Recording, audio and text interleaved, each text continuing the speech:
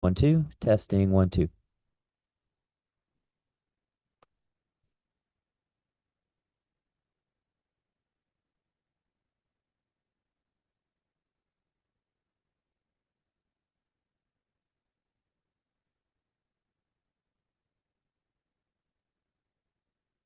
Testing 1, 2, testing. Testing 1, 2, testing 1, 2.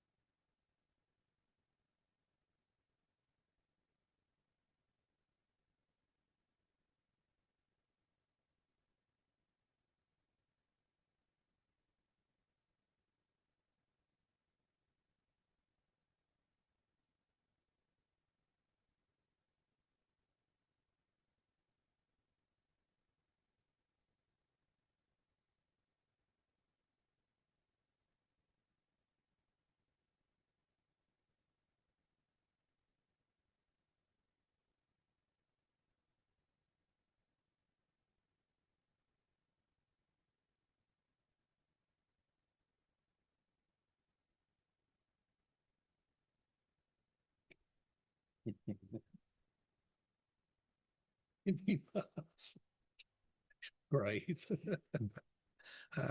Good morning, everybody. If I could get everybody to move to a seat, I would greatly appreciate that. We're going to get started. I've had one of the committee members text me. She has carpool duty this morning. She's on her way. And then we have two others that hopefully will be here. They're both running for statewide office, so they could be out campaigning and kissing babies and looking for campaign contributions for all we know. Let's hope that's not the case. We'll start off this meeting as we do all meetings, and that is with a prayer. So if you will do me the favor of bowing your head and closing your eyes and pray in your faith tradition as I pray in mine. Dear Heavenly Father, we come before you this morning. We ask that you bless all those here, Lord God, that you keep our minds open, our hearts open, Lord God, as we hear the testimony we hear this morning, to better equip us to do the jobs that we've been elected to do. Please let us do everything, Lord God, with a reflection on the faith and love that you offer us. We ask these things in your precious name and in the precious name of your Son, our Lord and Savior, Jesus Christ. Amen. All right, and we'll start with by introduction of the committee members that are here. I'm State Senator Randy Robertson. I represent District 29, which covers a portion of Muskogee County, which is where Columbus is, all of Harris County, all of Troup County, where LaGrange is, and all of Meriwether County, Manchester, and over in Harris Pine Mountain. I represent approximately 200,000 constituents. My profession is public safety. I spent 31 years in law enforcement, and I'm currently going into my 8th session in the Georgia State Senate. And now I'd ask my vice chair, Senator Dr. Kay Kirkpatrick, to introduce herself. Good morning, everybody. Kay Kirkpatrick, Senate District 32. I'm a retired orthopedic surgeon, and I represent Cobb and Cherokee counties. And I've been working on this issue for several years, but what really has made it real is I've got a couple constituents who have lost family members in recovery residences. And so we're just trying to figure out the best path forward for making sure that our citizens are safe who are in recovery. Thank you, Doctor. And we have a representative from DBHDD. DBHDD is a part of this study committee, as would make any sense for us to have a study committee and them being a part of it, since this responsibility sits in their department, and it is a huge responsibility that they have. What mic are you on? 5. If you'd introduce yourself, please. Good morning, Monica Patel. I'm the Assistant Commissioner for Agency Affairs and the Chief Legal Officer for the Georgia Department of Behavioral Health and Developmental Disabilities. And we thank DBHDD for being here today. And our representatives from departments who sit on the study committee have the same privilege as the senators that sit up here when it comes to asking questions, when it comes to debate, when it comes to open discussions. I will point this out. I know this seems like a very comfortable group, and I appreciate that. The senators and the study committee are here to listen to testimony and to learn about the issues within recovery centers, the good, the bad, and the ugly. We're here to ask questions. Sometimes our questions are very pointed. They're very honest and straightforward. It is never our intention to upset anybody or hurt anybody's feelings. With that being said, there's a real opportunity that we're going to upset somebody and hurt your feelings. And that's fine. That's how we get to the answers that we need to get to. And so that will happen that way at times. So my wife says there are occasions that I go from Senator Robertson to Major Robertson, move from questioning to interrogation. So when that does happen, I would love to apologize for it, but I have no control over it. It just happens. But we want to find out. We would not be here if there was not a problem. I'll tell you that. Myself and Senator Kirkpatrick, do not walk into any of these things lightly. There's no cotton candy up here for us. Every problem that she and I have dealt with since I've been here and had the opportunity to work with her are based on facts where there are problems within the community that she and I think are serious enough to address.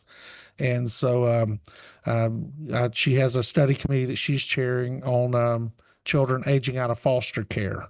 So these are the kinds of things that matter to us. We're not going to waste your tax dollars holding these meetings just for a dog and pony show. So we'll have approximately 5 of these meetings.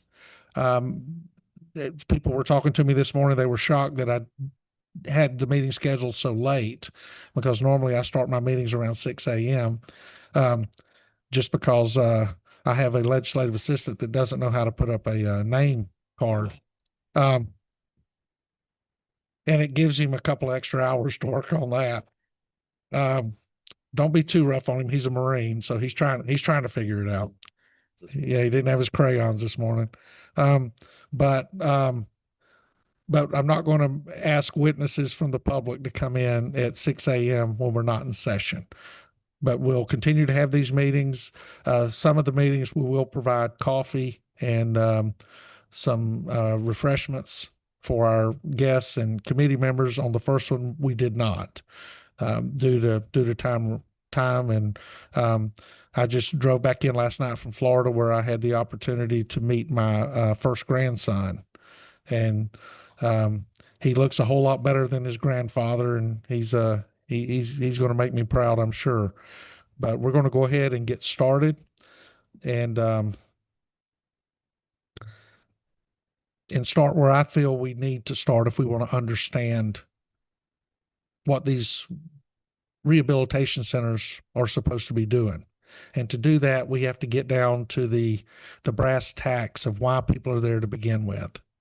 And people are there to begin with because they are addicted to something. And for us to understand how they need to be treated, we need to understand what addiction is. We all think we know what it is. And sometimes we do on a particular substance. But addiction covers a long, long spectrum of substances, behaviors, and other things that I am not qualified to testify to. So what we did is we reached out and found somebody who is qualified to testify to that, and he has the floor today. If there is time toward the end where we may have a little extra time, we will pull the sheet that everybody signed in on. Now, if you signed in on that sheet in the back, I hope you understand that there's a real opportunity that we're going to call on you to testify at some point during these study committees. For some of you, that's exactly what you want to do. If you do not want to testify, of course, we're not going to require you to testify. We're not going to subpoena you to testify. So, but if you sign in on that sheet back there, you will be contacted by Mr. Spencer, and he will give you the opportunity at one of these meetings to come up and tell your story and to tell where you think the system is broken and what your recommendation is to fix the system. But with that being said, I'd like to invite Dr. James Craig up.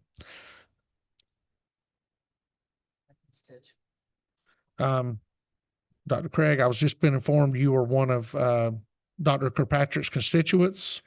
So please, I hope you're registered to vote. And yes, well, she should behave herself. Yeah, you vote for her. She doesn't get to vote for you. But we won't hold that against you. But if you will start out with your testimony by introducing yourself and telling us telling us your qualifications as an addictionologist, I would appreciate that. If I veer from bring me back to the center. I promise you, myself and the vice chair have no problem bringing people back Okay. to center. I can promise you that. Well, thank you first and foremost for inviting me to come. It is truly an honor. Let me see if make sure I can advance these slides. Okay, good. First off, you have to read the cartoon. And as a physician and a homeowner who's had work done on his home, this is hilarious to me. The doctor says to the guy on the OR table, "Okay, Roger, that's time. That's all I've got for now. I'll try to get back to you in a week or two to finish up with the job." And it says, "In a tremendous stroke of luck, Dr. Rimley has the opportunity to perform surgery on the contractor who renovated his kitchen." If you've had any home renovations done, that is so apropos. And again, thank you for having me. I'm going to be mindful of the time too and keep looking at it here. I started my career as a family medicine physician. Went to Emory University for undergraduate degree in biology, and then on to medical school at the Medical College of Georgia. And then afterwards, did residency at Atlanta Medical Center, which used to be right down the way. Used to be Georgia Baptist, then was Atlanta Medical Center, and is now no more, which is very sad. And then afterwards, did residency in family medicine. And then when I got into recovery myself, and the American Board of Addiction Medicine was an early thing at that point, then I board certified in addiction medicine later. So my subspecialty now is full breadth addiction medicine. So I still do some family medicine, especially because I'm associated with a lot of different facilities that also provide medical care for some of the patients who have addictive disease. They also have co-occurring medical problems. So I keep board certifications in both of those things.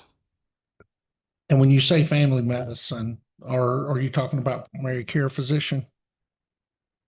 Exactly. Okay. So hypertension, diabetes, hyperlipidemia, pediatrics. I don't do OBGYN anymore, but I have delivered a lot of babies.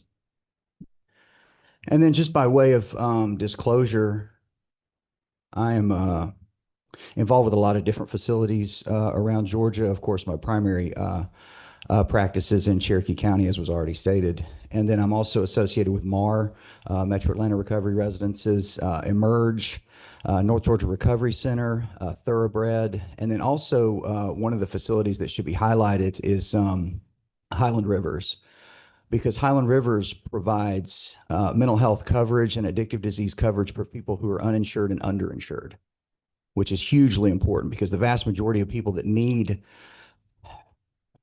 treatment for the disease of addiction, the vast majority will never get it. And that's tragic. And I'm going to get onto that in just a little while. I will fall off that soapbox because right now, most of the people that need addictive treatment are just ending up in the legal justice system, and they're being further harmed and further criminalized. But we'll get into the data on that a little later. And I'm going to be using a lot of data. So a lot of the things that I talk about, I am involved in none of these studies. I just hijack really good studies and talk about them. But I use a lot of data from the NIH, NAMI, World Health Organization, the Substance Abuse and Mental Health Services Administration, a lot of our tax scholars that actually get well spent in formulating treatment and looking at what the data says. The Substance Abuse Mental Health Services Administration has a lot to say about this. So I'm going to use a lot of their data. And then also DVHDD. And in addition to the CDC, the American Board of Addiction Medicine is who certifies us as addiction medicine physicians. And we are under the rubric of preventive medicine. And so it's a subspecialty under that. And then also ASAM. I'm going to talk a lot about ASAM criterion, the American Society of Addiction Medicine, because one of the issues, and I'll try not to belabor this point, but one of the issues is that we're dealing with a brain disorder that is treated like a moral and ethical insufficiency. And that is just simply not the case. And I'm going to talk a lot about brains a little later. But the American Society of Addiction Medicine has set guidelines and standardization for treatment on how we hierarchically, anyway, triage patients. We're really good at triaging patients in other areas of medicine, cardiovascular disease, strokes, heart attacks, diabetes. We risk stratify people and we provide treatment at a level at which they need it. One of the unfortunate instances, at least, not just in this state, but a lot of other states, is that the ASAM criterion is not being followed. And that's a big problem. Is there anything that would require an organization to follow the ASAM protocol? If they take insurance money, they're supposed to be following it. Okay, that's a federal regulation. That I don't know. Don't know the answer to that. But You're Yes. saying here in the state of Georgia, it's your understanding that for anyone that takes insurance in a rehabilitation center for addiction, that they should follow the ASAM triage? Absolutely. Okay. And it's the language that we speak. So the language that we speak in addiction medicine is we need to triage patients along a continuum. And I'm not going to belabor the ASAM continuum, but what I am going to say is that there's a very low degree of fidelity currently in addictive disease. For example, there's a One high second. degree. Did you have a question, Dr. Kirkpatrick? Yeah. I just was gonna try to clear up one thing, and that is that rehab treatment is one thing and sober housing is a different thing. And it's typically cash and not covered by insurance because no treatment is being provided. Correct. Which leads us to the lack of regulation. So anyway, just clear that up. And Very and good. to be clear, we are talking about rehabilitation, the centers that we do have the control over. The sober housing, and I think what we've discovered is anybody can establish what they call sober housing, whether it's homeless shelters or other things we've seen around. Churches have established sober housing, if you will, in my experience that I've seen, that weren't necessarily tied to what I would think what I would classify as legitimate rehab. And they're with conditions of you can live here, but you're not allowed to drink. You live here, don't bring any drugs in. And of course, the person moves freely about. And so it's really not rehabilitation at all. And not to confuse, when I'm talking about rehabilitation, I'm talking about rehabilitation from addiction, because that word gets spread around quite a bit. So I just want to make sure we're clear. And so let's focus on ASAM in this part of the conversation and the requirements in rehabilitation, legitimate rehabilitation because if we have a protocol that should be followed everywhere and it's not being followed everywhere, then of course we have a problem. So I appreciate you bringing up ASAM. Correct. Yeah. Thank you. And so talking about ASAM, the most recent definition of addiction from the American Society of Addiction Medicine, and I'm reading from the slide here, addiction is a treatable, that's an operative word. Were it not, I don't think we'd be sitting here talking about this, chronic, lifelong, no cure, medical disease. And they could have put a really big period there. And as a physician, I'd be happy with that. But they go on to say it involves complex interactions of brain circuits, genetics, the environment, and an individual's life experience. So I'm going to talk a lot this morning about these interactions of brain circuits and genetics, because to talk about the environment and individual's life experience would just be wasting people's time, because that's individual to every single patient. But these brain circuits and genetics is very reproducible. And so we can take a look at that as defining this as a disease. And that's super, super important. And then also the quote that you see there on the right, why someone starts to use drugs or alcohol and why they can't stop are not the same thing. Absolutely not the same thing. And they can't be confused. And so the analogy I like to make a lot of times is that with another chronic disease like diabetes, it would be it would not be important for me to go to someone who has the disease of diabetes and ask them, hey, why did you eat sugar for the first time? It makes absolutely no clinical sense. And I'm going to talk about why that's important in just a second. So unless we get clear on this, then we're not talking about the same thing, because I don't know how many people in this room have ever argued with anybody about this question. It doesn't really go well because you can't use logic to pull someone out of a position that logic didn't get them into. And so you're just talking past each other. So clearly defining why we consider this in medicine a disease is very, very important. And to do that, we have to talk about why we define anything as a disease. Pick your favorite disease. Coronary artery disease, diabetes, hypertension, cardiovascular disease, cancer. Well, the American Medical Association has set standards by which we have to follow to call anything a disease. And it has to meet 3 criteria. First of which, it has to be bad to have fill in the blank. And you can run this algorithm for whatever disease, that you're most closely associated with. So we can use diabetes, for example, because a lot of people know what that is. So it has to be detrimental to the person that has it. If it's neutral or beneficial, clearly, we don't have a disease. Second, it has to have a distinct set of signs and symptoms. There has to be something from the outside looking in that somebody with some training can say, there's a problem here that's present in somebody with said disease X that is absent in someone without the disease. And then third and final, you have to have an abnormal test.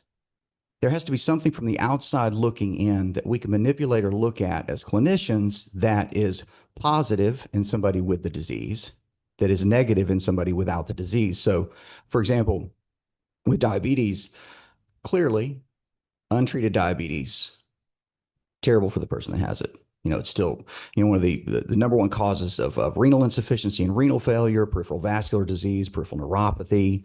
So obviously bad to have it. It has a distinct set of signs and symptoms. There's something from the outside looking in that if a nurse puts a chart on a door and I go up and look at it, having never seen the patient, and the patient had reported to the nurse that, hey, I'm urinating too much. I can't see as well. I can't feel my feet. I can turn to the nurse and I can ask her to do a test. Say, hey, can you get me a blood sugar? And the nurse comes back and says, yeah, the fasting blood sugar is 463. That's diabetes. And this algorithm is so powerful that I can diagnose that having never seen the patient. And that's why the AMA has set these guidelines. And so the only thing that we have to do from that point forward, as long as we're talking about the same thing, is ask ourselves, does addiction cut the mustard? And you spoiler alert, it probably does, right? Or I wouldn't be here. And not to get ahead, I guess you'll get there. Is there an abnormal test for addiction? But very good question. We're going to get to that. Okay, Yes, I'm going to good. spend an inordinate amount of your time Good. talking about exactly just that. As much time as you need. And so we don't have to go far in the conversation to say, hey, is untreated addiction bad for the person that has it? Absolutely. And it's not only bad for the person, it's bad for society. We have exorbitant rates of HIV and hepatitis C right now from IV drug abuse. Accidental injury and death, looking under this, the number one cause of accidental injury and death in this country in people aged 18 to 24, the number one cause of accidental injury or death is opioid overdose, surpassing motor vehicle collisions in 2017. That's a horrifying statistic.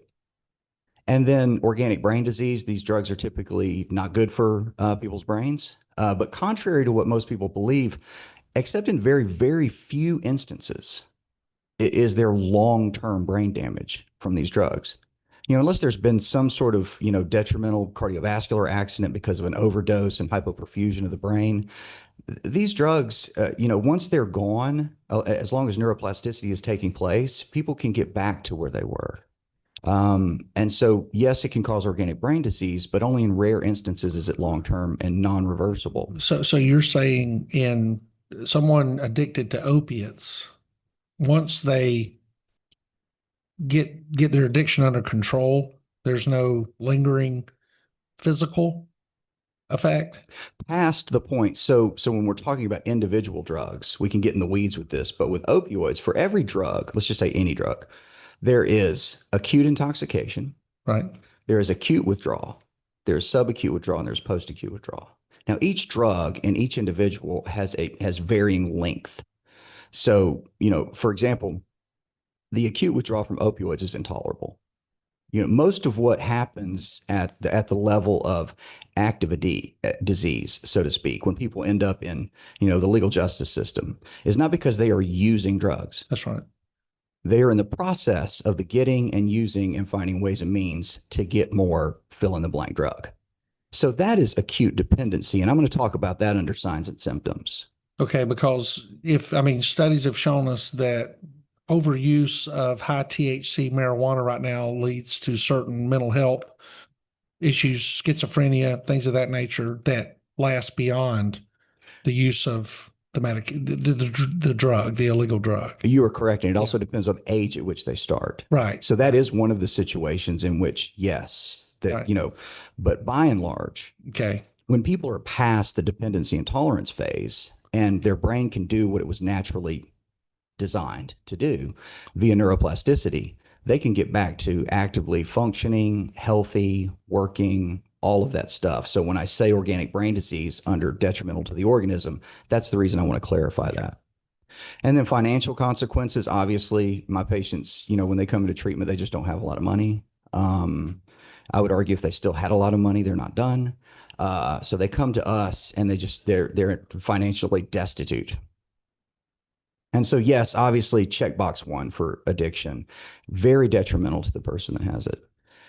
And then, does it have a distinct set of signs and symptoms? Absolutely. And I tell my patients all the time that if they don't think that addiction has a distinct set of signs and symptoms, all they have to do is ask their family, hey, how did I act in my active addiction? Families are very happy to tell them how. Sometimes they have video on their phone to show them. And so the number one sign and symptom of active addiction is a delusional thought process. Delusion is a strongly held false fixed belief. So my patients have these delusions about the world, and they carry these delusions into the world, which is why they come into collision with everything and everybody. And so a delusional thought process is basically what this means is that the brain that is the problem isn't healthy enough to fix the problem by itself. It's a veritable impossibility. And then obsessive compulsive drug use. This gets confused all of the time for the disease of addiction. Addiction is not obsessive compulsive drug use. Obsessive compulsive drug use is a symptom of the disease of addiction. And so, you know, my patients, their only drug of choice is more.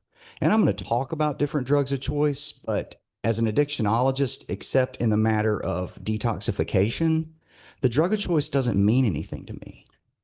It's absolutely irrelevant. Now, medically, it's relevant. You know, if we're talking about, you know, opioids, benzodiazepines, alcohol, I need to know what my patient's detoxing from. But with respect to the disease of addiction, it's irrelevant to me as an addictionologist. And then dependency and tolerance. Tolerance just means I need more and more and more to get the same result. Dependency means that when I don't have it, life's just not worth living. Okay, it's not a drug problem anymore. It's just a drug running out problem. I have this terrible drug insufficiency problem. Don't you understand?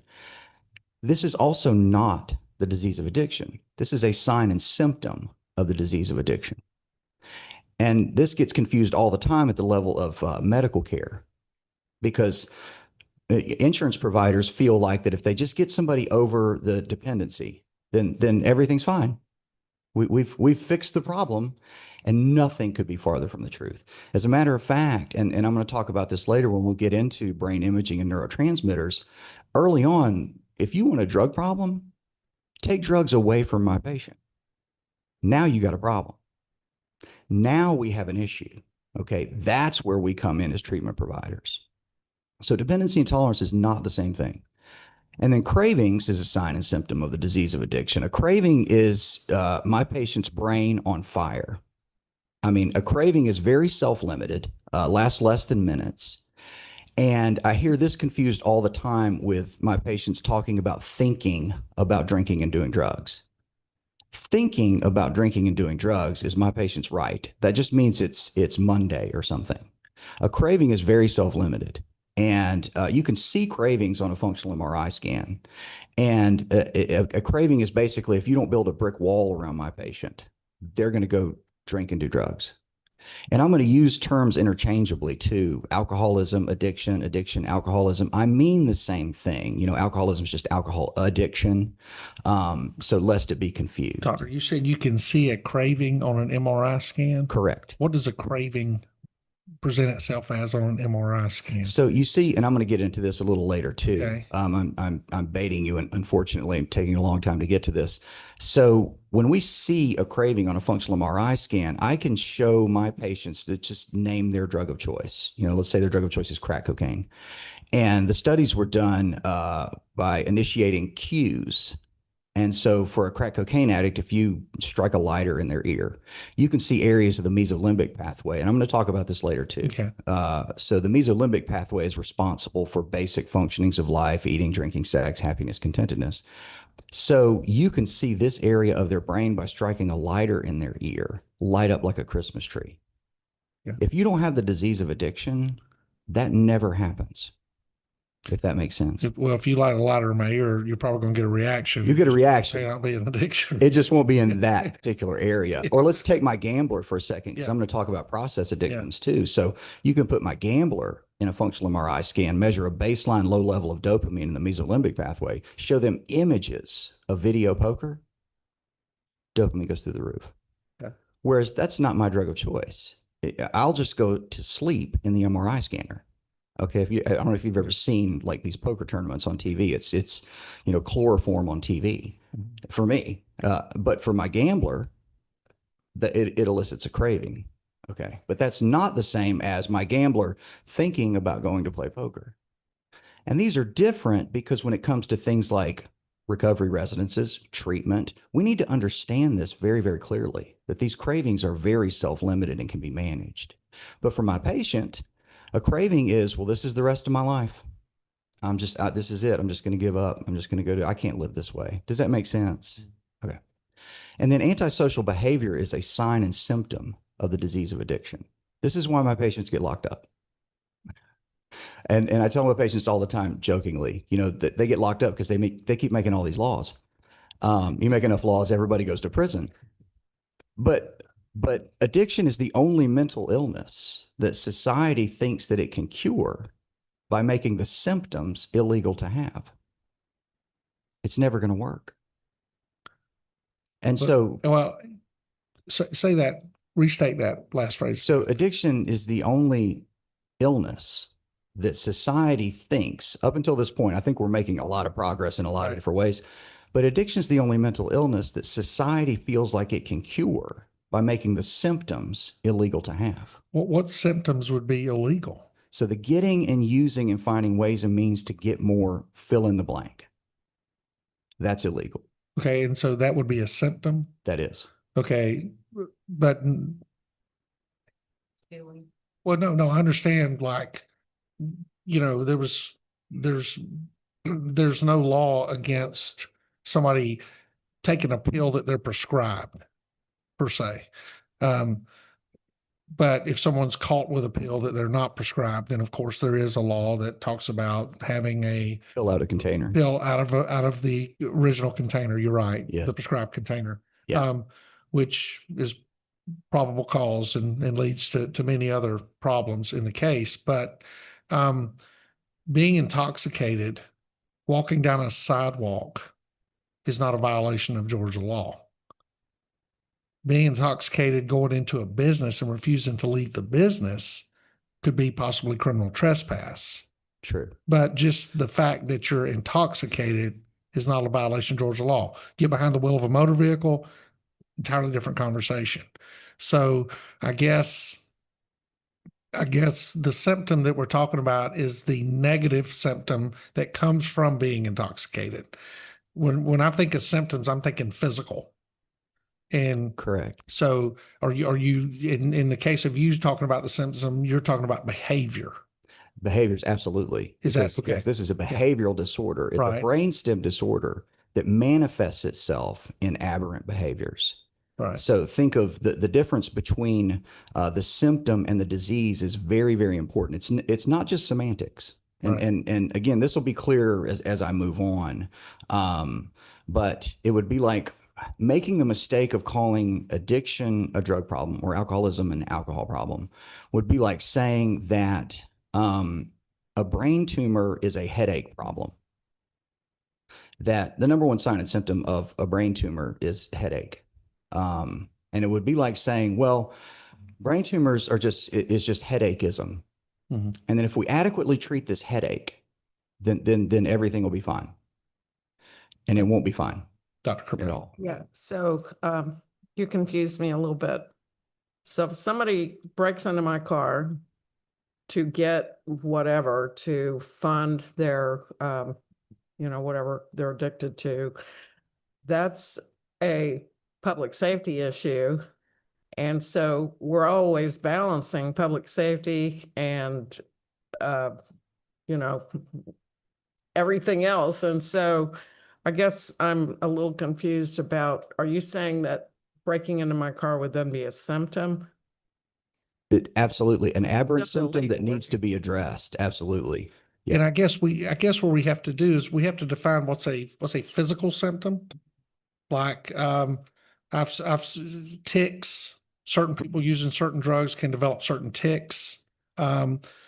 Symptoms of meth use. Meth intoxication. Yeah, meth intoxication, some things like that, as opposed to what Senator Kirkpatrick's talking about is that's a conduct created by the addiction, would it not be? And It I'm is. not saying it can't be a symptom, but I think we may have to put the symptoms in different categories to where, like I talked about before, the person walking down the sidewalk intoxicated, not staggering into traffic, not impeding anybody's movement. There's nothing, there's certain city ordinances, I guess, that cities have tried to put in public intoxication and things of this nature. But listen, there are people that fully function every day that I have met that walk around with a BAC of probably 0.25. Right. That fully functional. And then there are people who have a BAC of 0.04 that stagger around because their body can't process alcohol the way the 0.25 person who is obviously has an alcohol problem does. So I think what we have to be careful of as we walk through this is that breaking into somebody's car to steal something to help fund your addiction is a symptom of the addiction that you have to respond to, but Well it's not a stated, yes. physical symptom. Well stated. So, Is there- the analogy, or I think the line of demarcation that you're making is what is evidence of intoxication and what is evidence of the disease? So, intoxication is just a symptom of the disease of addiction. Okay, it's not the disease. And talking. So you're saying breaking into the vehicle to steal something is a symptom of the disease? Well stated. Okay, Yes. not a physical symptom, but it is caused by the disease, because normally this person would not have broken into a car and stolen anything if their life had not been so destroyed to the point to where that's the only way they could afford to, or at least that night, the only way they could afford to get what they needed. Very well stated. Okay. Yes, absolutely. And I'm going to dive into this a little bit later because we have to understand what's And going look, on. we don't want to get you off track. Keep going. But like I told you Oh, before, no, we're gonna pull things out as they come up. Yeah. Because if we don't, we will forget. Very good. We'll have to go back and look at the tape. And so that antisocial behavior, the vast majority of people that are entering the penal system right now, vast majority, meet diagnostic criterion for the disease of addiction, which is something that, at least as an addictionologist, I see as a massive human rights violation. We're putting people with a mental illness in a cage. Say that again. We're putting people with a mental illness in a cage For what? for the disease of addiction. Okay. So now the disease of addiction, is it physical? Oh, absolutely. We'll get into that. And it's mental. Yes, making those two different for me as an addictionologist is difficult because we're going to talk about what the disease is when we get to the brain. Okay, because and I don't know, and I know we got some advocates and experts in the room to where there are people with mental health issues that are not addicted to anything. This is correct. Okay, and so I just want to make sure that we don't cross the lines when it comes to that, because in setting up this study committee, I was very conscious of the fact that I do not want to confuse the problem we had with the mental health issues that we have today, along with it. You can have a mental health problem and not have an addiction. And I want to be Very true. very clear that we keep, Very true. very, very separate from that, because we do have facilities that treat mental illness, but they don't accept some people if the person has an addiction.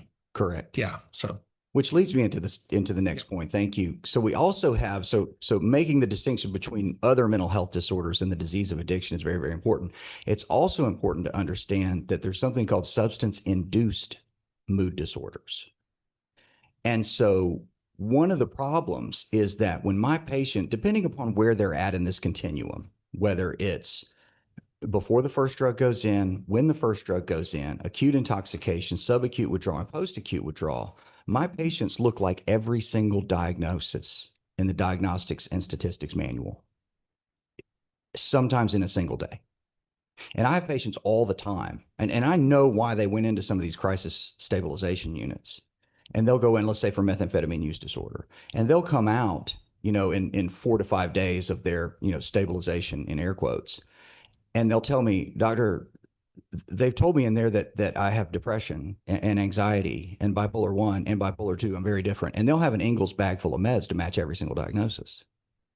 Well, that's a problem because they can't have all those.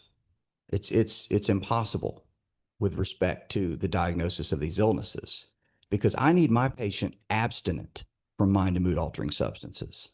And so- Doctor, yes. why is it impossible? Because you can't diagnose a mental illness during the acute intoxication or acute withdrawal from a substance, because they look like every single diagnosis. Okay. I just wanted to hear you say that. I've got a couple of copies of the DSM-5 up in my office right now. Yeah. And I'm well aware of the process that the medical community goes into to create the DSM-5, which is a very controversial process, Yes. to where things that beyond what most people may think about me, I'm a normal person, I believe. Okay. But if I read the DSM-5 in too much detail, I can self-diagnose myself with a whole lot of things. That's right. My sarcasm is apparently a low-level mental health problem sometimes. It's high level, depending on the vice chair. But so I think that's important that you say that. I think that's something that needs to hit home with individuals, that when a person is addicted to something like that, and you're talking about, and I've dealt with a lot of people with meth and some of these other things, the worst time in the world to try to diagnose that person with anything beyond their addiction is when they're going through, especially the front end of recovery. Yes. Or not even recovery, when they've been forcibly placed into a place where they really don't want to recover, but we're working with them, and they're going to display all kinds of, please excuse my language, crazy behavior that they should not be punished for, with a recommendation that they have some kind of mental health disorder. Correct. And so, okay. Correct. So thank you for saying that. No, that was well Yeah. stated, because the problem gets worse. So the issue then becomes that not only have they been sometimes erroneously misdiagnosed, because people with a substance use disorder, in 30 to 40% of cases, they do have another mental health disorder, another mental health disorder, right? There can be co-occurring mental health disorder, but do they have all of them? No. And the problem then becomes is that medications are prescribed for these perceived mental health disorders. Medications sometimes in, several in the same drug class. And they may be necessary early on, like the acute, withdrawal and subacute withdrawal phase. Some of these medications can be very, very helpful, in small dosages for a small period of time. But if my patients stay on these medications long-term, these medications will make them feel awful. And when my patients feel awful, they do drugs. And so you've got this revolving door effect that if it's not constantly monitored, then we iatrogenically, as physicians, cause relapse in our patients. That's a big problem. Give us the definition of the word you just used. So iatrogenically means that I caused a problem in my patient. I'm using I, just the variable I in the medical Right. community. So we have caused a later problem, because if my patients have dysphoria from medications that they're taking, well, they have a learned history of what makes them feel better, and they'll just return to use and then rinse, repeat, rinse, repeat, rinse, repeat. And so I'm just highlighting one potential problem with confusing the sign and symptom of the disease with the disease. And we have to get clear on this. And so I'll get further into that. You'll have to make me stop talking about it in a second. And so we have, 1 and 2. It's detrimental to the organism. It has a distinct set of signs and symptoms. And in order to have a disease, you have to have an abnormal test. And for the disease of addiction, this is not a drug screen. This is not a hair follicle test. This is not a saliva test. What this is brain imaging scans. And what we know at this point is that the brain of my patient, my addict, is very, very different than someone without the disease of addiction. And don't worry, I'm going to get into that, but we have all three. The disease of addiction is very bad for the person that has it. Untreated addiction, very bad. It has a distinct set of signs and symptoms, and it has an abnormal test. And addiction is a disease. We need to, at this point, move forward from this. And I don't, typically try to argue with anybody that doesn't feel the same way, because it won't do any good. Now, the abnormal test you're talking about, could this also be the abnormal test you were discussing earlier about the gambler? That's one of them. Okay. Senator, thank you. So in all your data, and I'm sure we'll get deeper into it, what percentage of our country would you think would have an abnormal test? 8 to 12%. Only 8 to 12%? 1 out of 10. Okay. Yeah. Even though there are certain things that we all do to get that dopamine dump. Absolutely. Okay. Yes. And you've said the key word dopamine that I have not said yet. Yeah. Unless the records say that I have, I don't know. But many, many, many people use drugs. Many, many, many people have a drink. Very, very few people will continue to use said substance despite adverse consequences. Many, many people will use a substance and they'll have an adverse consequence. Do we and they'll find stop doing it. do we find the same thing in gambling addicts and Absolutely. and sex addicts? Absolutely. And we're going to talk about that too. Okay. Yes.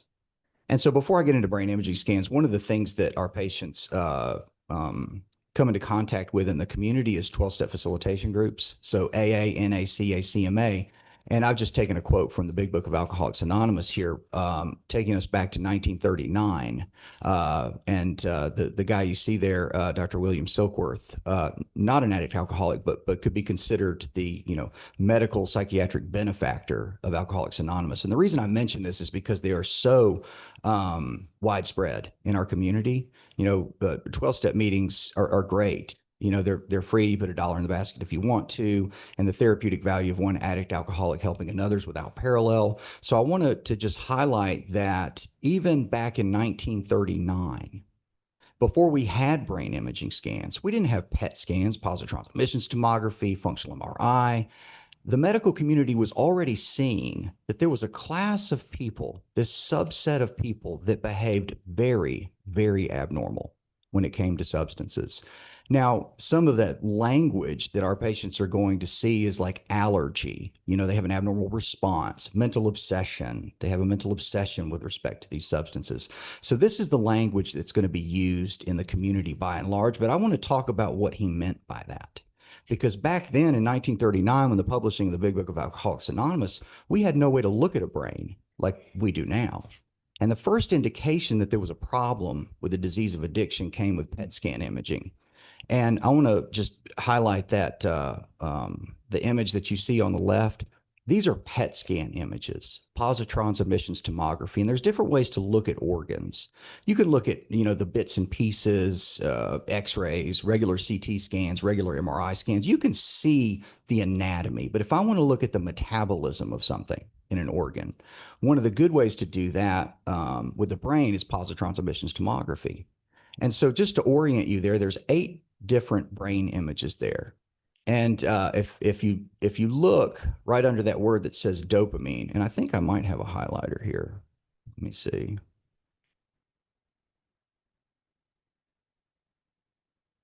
Yes.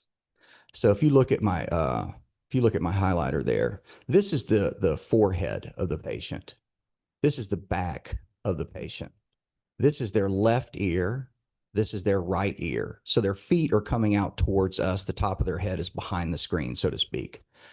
The area that you see highlighted there that look like 2 kidney-shaped areas is called the mesolimbic pathway.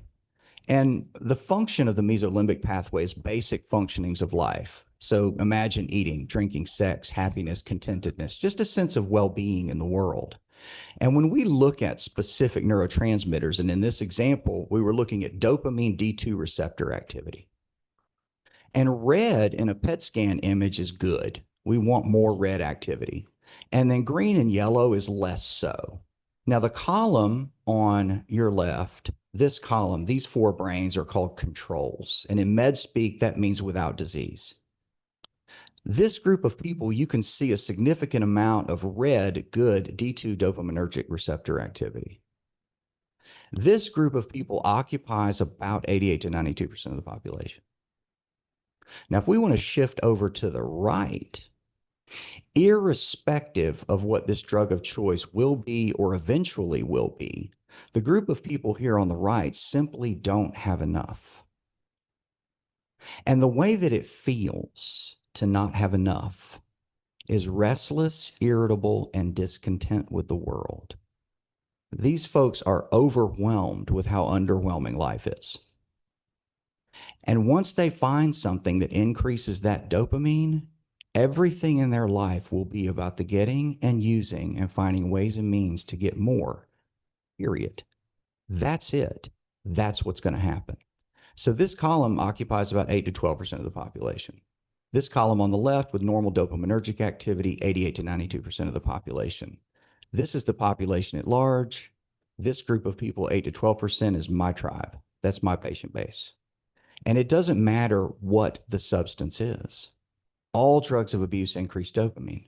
Marijuana, cocaine, heroin, pain pills, amphetamine, methamphetamine, benzodiazepines, Xanax, Valium, Klonopin, alcohol. All of these things only do one thing in common. They increase dopamine. So when my patient doesn't have their drug of choice, they will steal someone else's. Because it's not about having fun. It's about feeling normal. My patients don't use drugs to party. They use drugs to go to work. Dr. Kirkpatrick. Yeah, well, there is for sure one disease that has decreased dopamine, and that's Parkinson's. So how's that going to be different on a scan, on a PET scan? A good question. So with Parkinson's disease, that does have dopaminergic abnormalities, but in a different area. We're talking about the basal ganglia with Parkinson's disease. So good question. Now joining us from Parts Unknown, Senator Kim Jackson. Senator Jackson.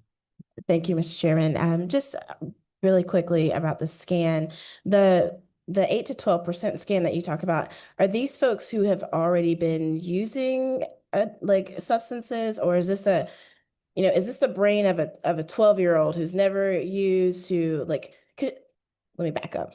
I grew up in the era and when they, where we had the commercials on the TV that was just like, this is your brain on drugs. Yeah. And so there was this kind of mythology in the air that using drugs changes your brain.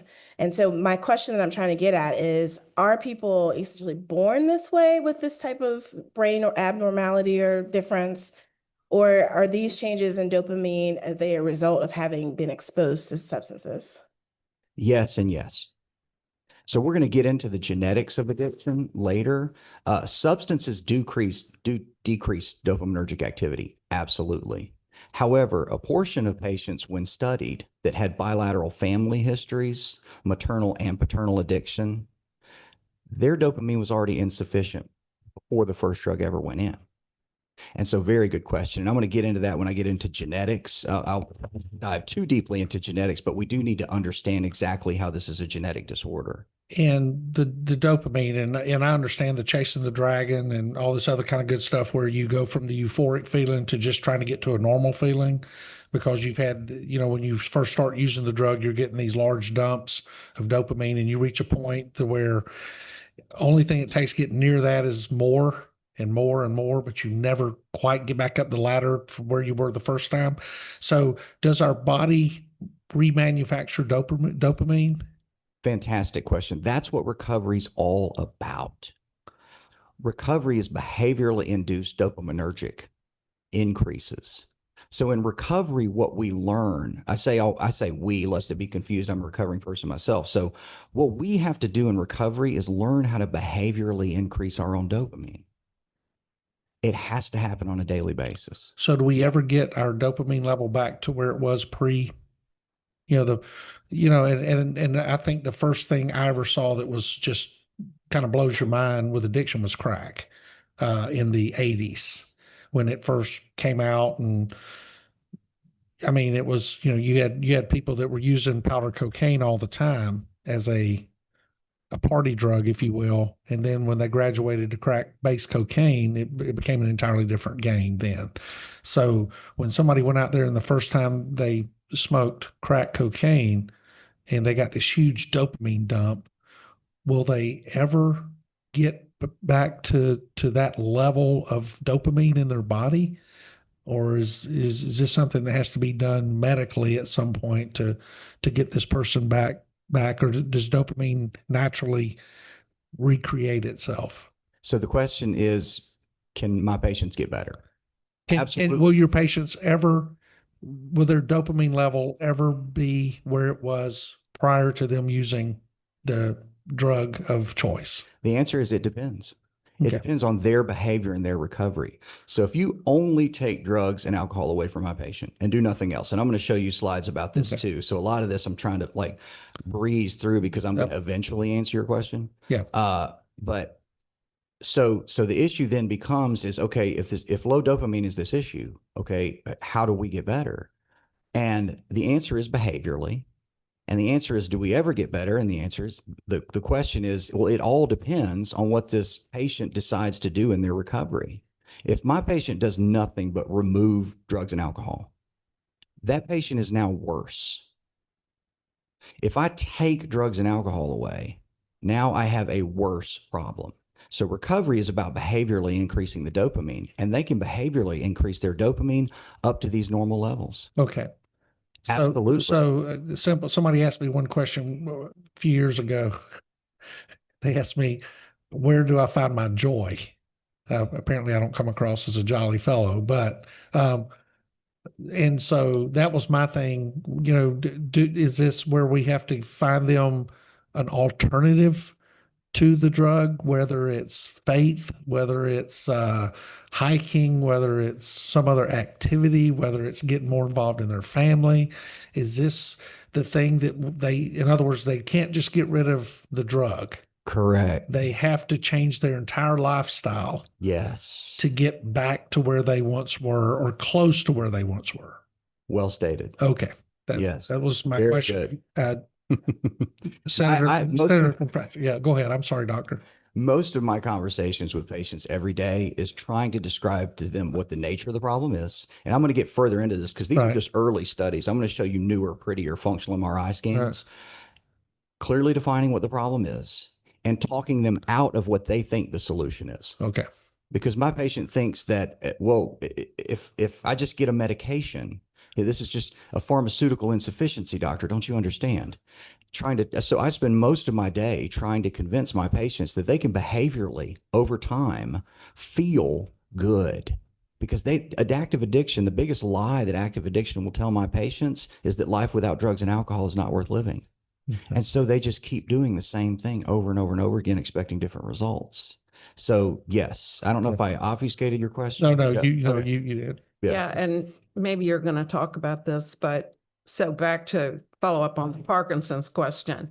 What we do with Parkinson's disease is we replace the dopamine with, levodopa and L-dopa, things yeah. like that. Yeah. So, how is that different? I mean, understanding that it's a different part of the brain, why can't we just replace the dopamine? Fantastic question. Because if we give, it's twofold. Number one, it's a location problem. So we're talking about a very small area of the brain. So if I wanted to get oil in my car, there's a couple different ways I could do that. I could raise the hood, unscrew the oil cap, right? And then pour oil all over the engine. Well, that's not very effective. And so giving dopamine to my patient would be like trying to change my oil or put oil in my car that way. With the basal ganglia, with Parkinson's disease, much larger area, and even medical community would admit that giving L-dopa to a Parkinson's disease patient only works for a little while, and then the disease gets worse and it doesn't work anymore. So for my patients, the second biggest problem is that if I give them a medication that increases dopamine, 1 is too many, 1,000's never enough. The first question that my patient will have, if I told them, hey, just take this 1 pill a day, you'll be better. My patients, their first question is, well, what if I took 3? What if I chopped it out and then snorted it? Because this is a brainstem disorder about delusion. And because of tolerance and dependence, they need more and more and more to get the same result because these D2 receptors downregulate. So then you have to end up chasing the tail of the dragon again. So can you test somebody for dopamine levels? Yes. So let's get into that. Okay, because what I'm saying is we have bodybuilders who use testosterone replacement therapy, Yes. and so they go and they get a measurement and figure out where they have to be. Some want to be normal, some want to be above normal for body growth and muscle growth and things like this. So is there therapy for dopamine to where the person could go in, you test them for the dopamine levels in their body and then offer them some kind of, and I'm not sure what the testosterone therapy, what exactly, if it is actual testosterone or something that mimics testosterone or whatever, but something you would give them to increase the level of dopamine in their bodies? I understand the analogy that you're making, but the problem with that is that they have to behaviorally increase their own. No, I understand. So in this case right here, there is no medicine that could get their dopamine up.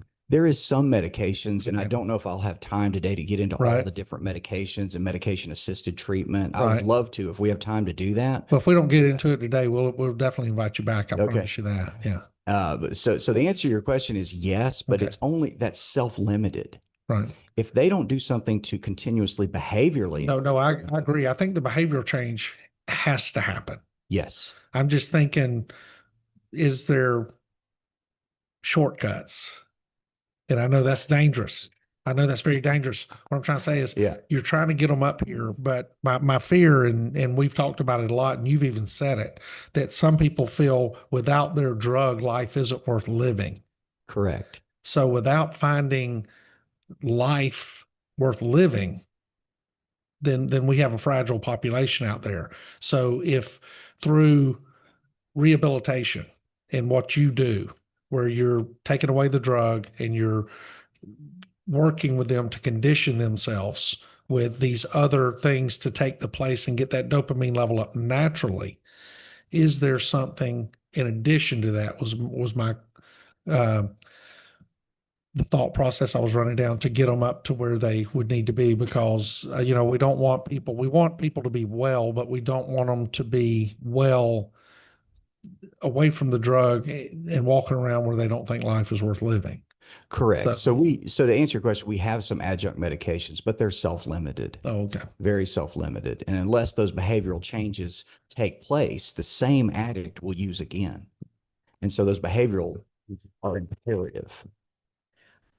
Yeah, just, I know you don't want to spend most of your time talking about medications, but there's a pretty robust debate going around the country about a drug that's a naturally occurring substance called ibogaine. And it's, You spell that? Ibogaine. And it's illegal in the United States, but there's some early studies, one out of Stanford, that show that it decreases cravings in people that are addicted. The flip side of that is unmonitored, 1 out of 300 people die from a cardiac event. So it's very, it's had a lot of scrutiny. And now there's one state, Texas, that has put $50 million into studying ibogaine in an effort to see if there's any application for it in the United States. It has to be done in a operating room setting, really, with monitoring and, all the resuscitative equipment and all of that. And the veteran community has really latched on to this. So I'm concerned about it from a safety standpoint and just making sure that it's being handled the right way and researched the way it should be. I just wondered if I'm sure you know a lot about that. And so I'd like your thoughts. My thoughts would only be preliminary because I've never utilized or prescribed medications like these, but the medication class that you're talking about, just to name a few, ibogaine, psilocybin, DMT, 5-MeO-DMT, these work by different mechanisms that are primarily serotonergic. So they work through the serotonin system. So in that way, they mostly don't have the significant tolerance and dependence associated with them. And so the presumed mechanism, nobody knows for sure. The presumed mechanism is that they go in and talk about this mesolimbic pathway that I'm going to talk about in a second. And I'm going to age myself right now. If this computer had a problem with it, what we used to do is hit Control-Alt-Delete. And it just fixes everything, right? It's like when I call, out of the country when my television is acting up. They say, well, did you turn it on and off? And which is always irritating. That's what these medications presumably are doing to this mesolimbic pathway. Nobody's sure. And your statement is correct that it does show promise. It needs a tremendous amount of investigations before we can standardize it in this country. Now, from a personal standpoint, I have had patients, just a handful, go out of the country to get ibogaine therapy. Right. All of whom returned and stayed abstinent for a while. And then all returned to using. So that's just anecdotal, and the plural of anecdote is not data. So we need more data, but very important point. Yes. And so these are just drawing your attention back to this. This particular series of studies came out in JAMA Neurology. So these are later studies. These are not PET scan images that I'm talking about now. The good thing about science is that it relies on reproducibility. One set of numbers is not good enough. We need further studies that just prove or disprove or reaffirm what we saw before. So this is a series of studies that functional MRI scanning was looking at dopamine in the mesolimbic pathway. So just to orient you here on my highlighter, here you see the spongy outer covering of the brain. So this is just a picture of a brain, a spongy outer covering, which, evolutionarily speaking, this is much, much newer areas of the brain. You see a motor strip, a sensory strip that would be right here. You've got the visual cortex that would be back here. You've got the orbitofrontal cortex that is primarily responsible for executive functioning. And then you see this area called the ventral tegmentum and nucleus accumbens. And when these two areas are talking to each other, they utilize dopamine as the primary neurotransmitter. So I'm simplifying this a great deal, but if you imagined a piece of PVC pipe running from the blue dot to the red dot in that direction, and inside that PVC pipe is dopamine, and I were to do a cross section through that PVC pipe and looked at it on end, and looked at only dopamine and dopaminergic tracks in this brain, this is what I would see right here. So depending upon that signal strength, if it's bright, there's a lot. If it's dim, there's not enough. And then there's everything in between. We can measure dopamine. And what this series of studies showed, done primarily by Nora Volkow from NIDA, if you want any really, really good brain imaging studies, talk to Nora Volkow. So I'm just hijacking all of her data here. And so what we find is that these brain imaging studies with functional MRI scan just reaffirmed what the PET scan imaging was showing, is that addiction is a dopamine insufficiency.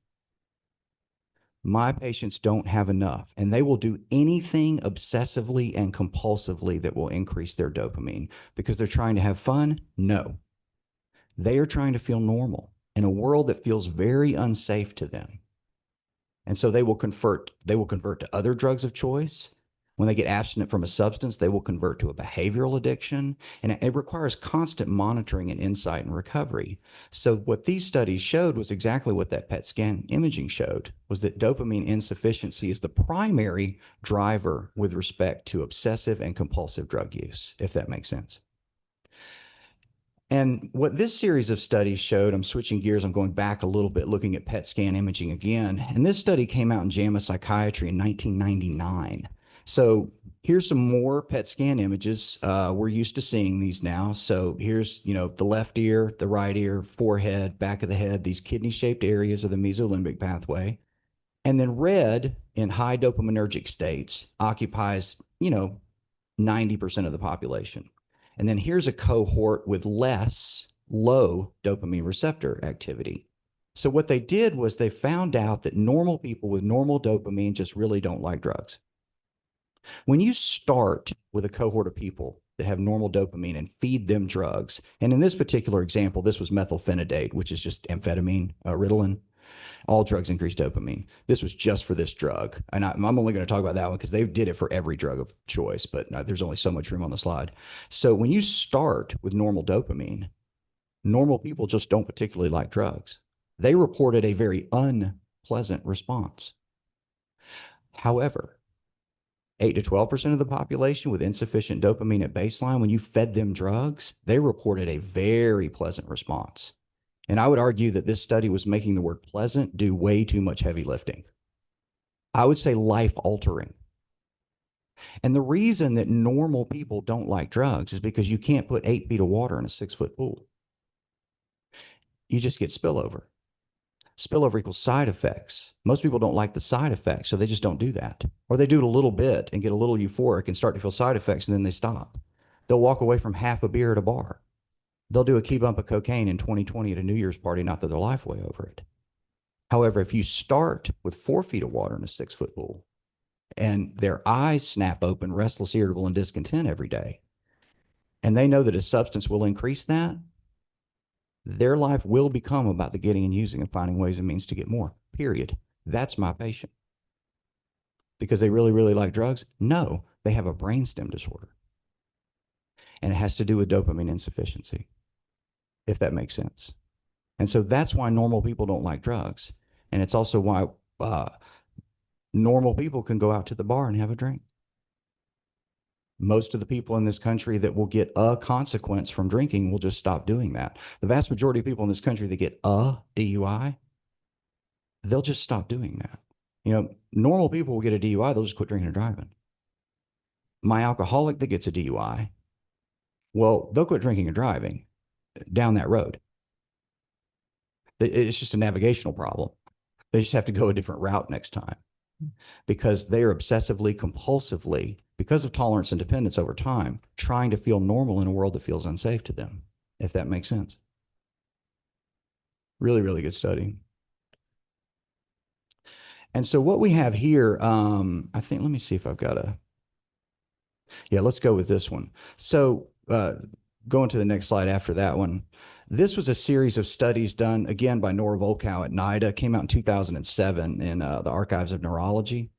And what this showed is that what we already knew, this brain that I'm highlighting here is someone without the disease of addiction. You can see normal dopamine activity.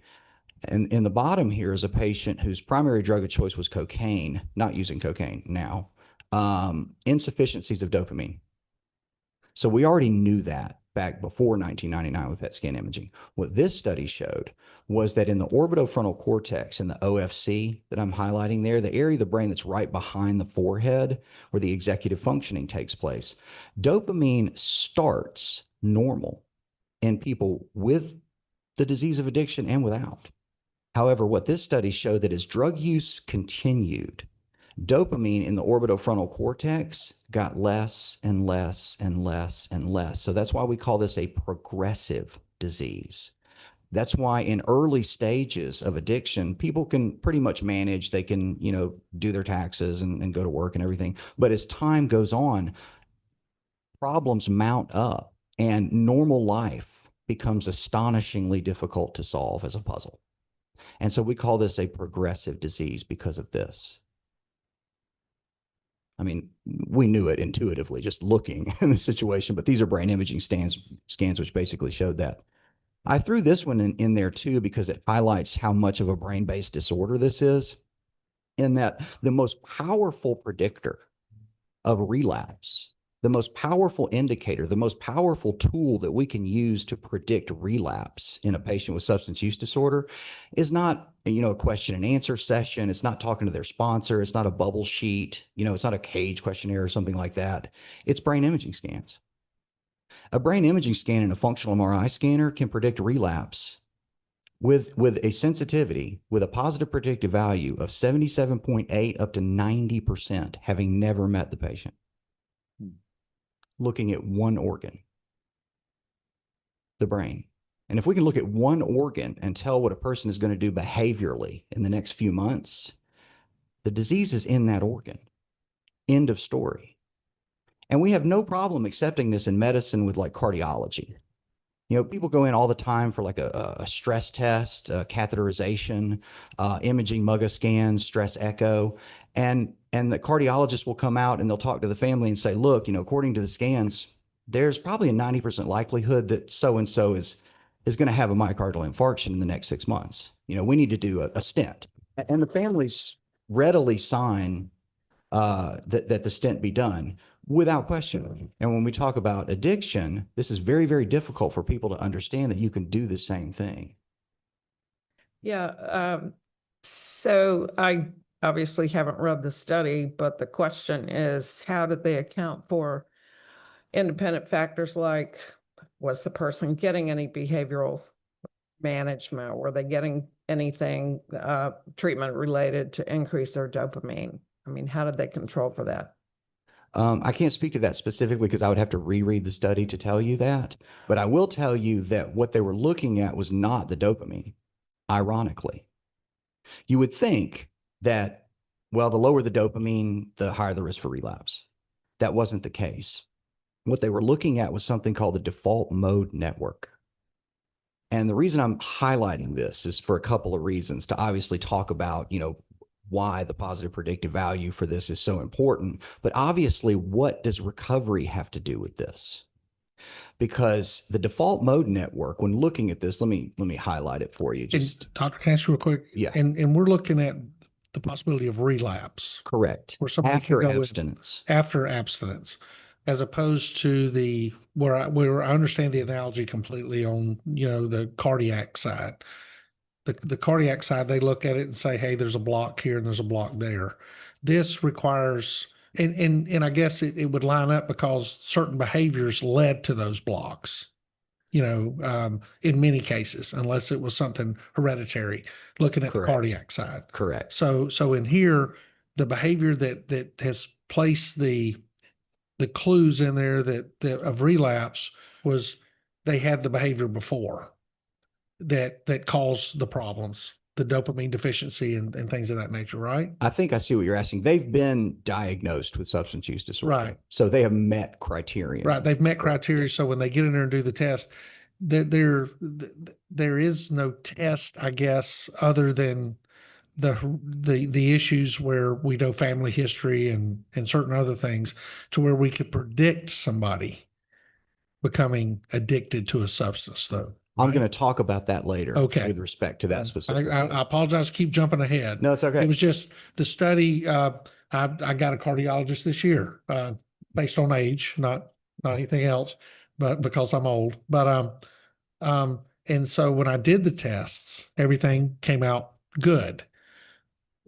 But if I would have had this really negative behavior here or family history back here, then they could have made some sort of prediction, which, based on looking in here, okay, Randy, you've done this, you've done that, and you've got these problems that we see right now. So we're going to address that. And in what we're looking at with addiction based on behaviors is what you're talking about. They're looking now saying, yeah, we can predict that there's a serious possibility for a relapse, but it's all based on past conduct. Sure. To stretch your analogy. So these are people that have already been defined, like in your example, let's say you'd already been defined as having coronary artery disease. Okay. These folks have already been diagnosed with substance use disorder. Now, irrespective of behaviors, what they were looking at, having never met the patient, they were looking at relapse and numbers only. Okay. And they weren't looking at the dopamine. They were looking at the default mode network. And the default mode network is made up primarily a few different things, but primarily the medial prefrontal cortex right here, right behind the forehead, and then the posterior cingulate cortex. And in a sagittal and coronal image, here is the medial prefrontal cortex, and here's the posterior cingulate cortex. So what this does, the default Was mode, it based on size or just activity, going on or lack of activity or both. So Okay. when this area is very highly active, it is when the patient is thinking about themselves. There's a bunch of different things we could think about, clearly, an innumerable number of things. But when I am worried about me and all my little plans for living and my designs for life and how you in this panel are clearly not living up to my expectations, and if you did, everything would be great. That's the default mode network. So if you want a short definition of the default mode network, it's called ego. Okay. Every good treatment program that actually works helps to diminish the ego. If you talk to 12-step facilitation members, they will tell you that any problem that you've got right now, just don't drink, don't use, and go help somebody else. Get out of your own problems. So this is a study. The reason I'm highlighting it is it just shows that not only do we recover in some very specific ways, altruistically. So the default mode network, when you diminish the default mode network, relapse rates go down. And the higher the activity of the default mode network, relapse rates go up. So on a continual basis with my patients, if they get out of themselves and go help somebody else, relapse rates go down. And this is just a brain imaging study that sort of highlights that, so to speak, if that makes sense.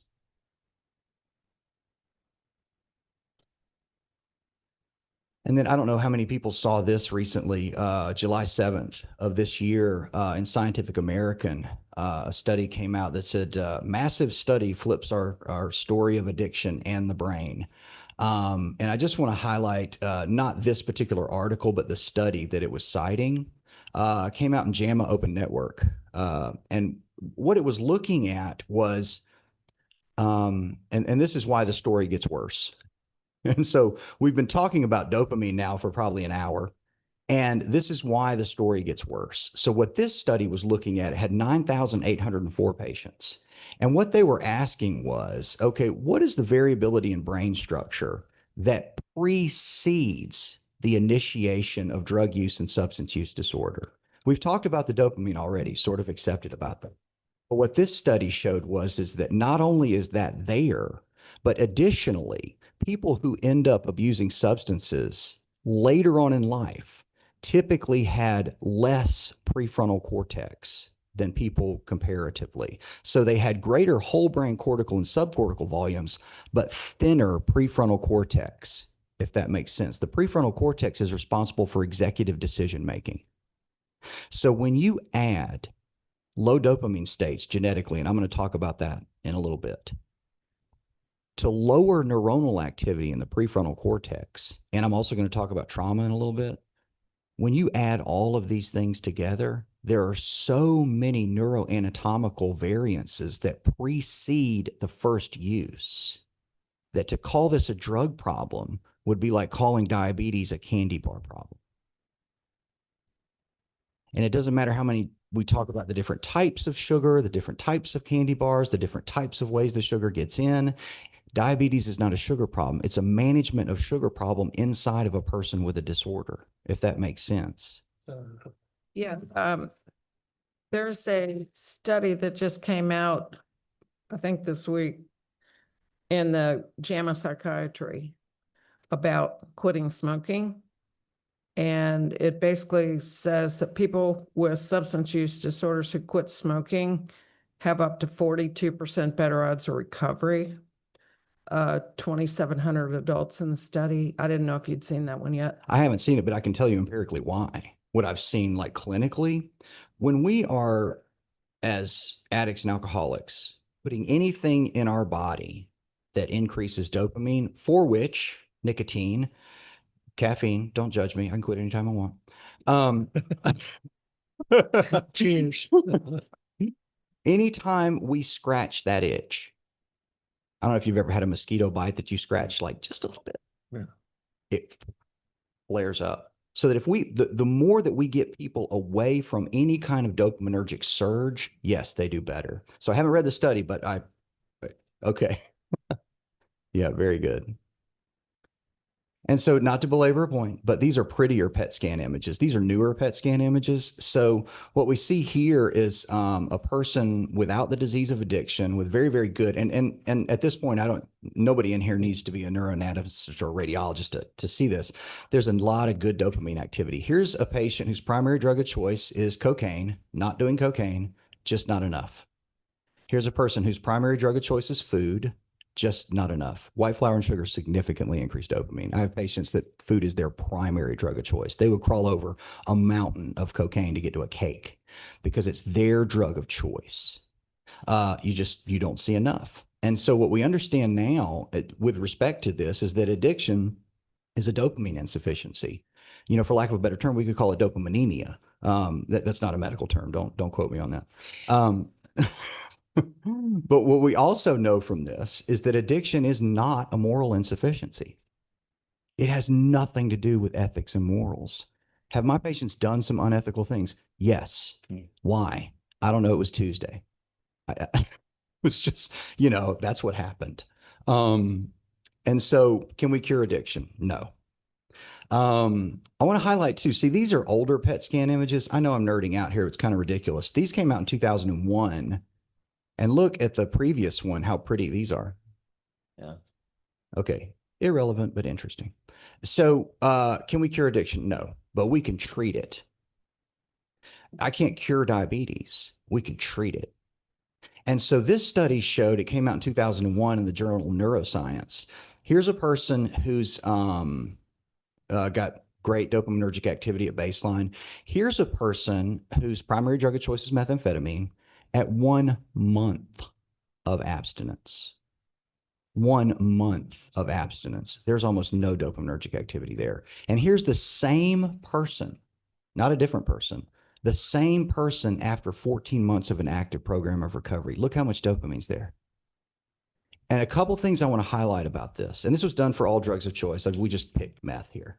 I want to highlight the fact that at 1 month of abstinence, this person is back down to their baseline low level of dopamine. And how long are most treatment facilities, if you're lucky with insurance in this country? Maybe 28 days.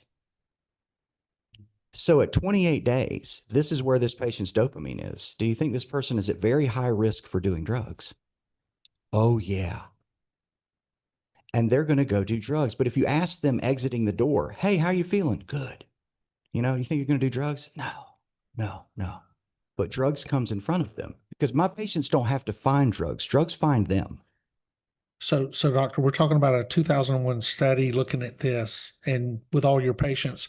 So do insurance companies establish the 28-day protocol? If they're lucky, Well, that's Yeah, what I'm saying. That's, where does the 28-day protocol come from? I don't know. I don't know why they do that. It's wrong. Because it's just the way they've always done it. I guess. Yeah. We could ask somebody in the insurance game. Oh, and we will. Yeah. So we're looking at 14 months. So just spitballing here, what's a reasonable number, or does it depend on the individual? The latter. So it depends on the individual. So, for example, one of the problems is that it's very difficult when somebody relapses to get treatment paid for again within a proximal period of time.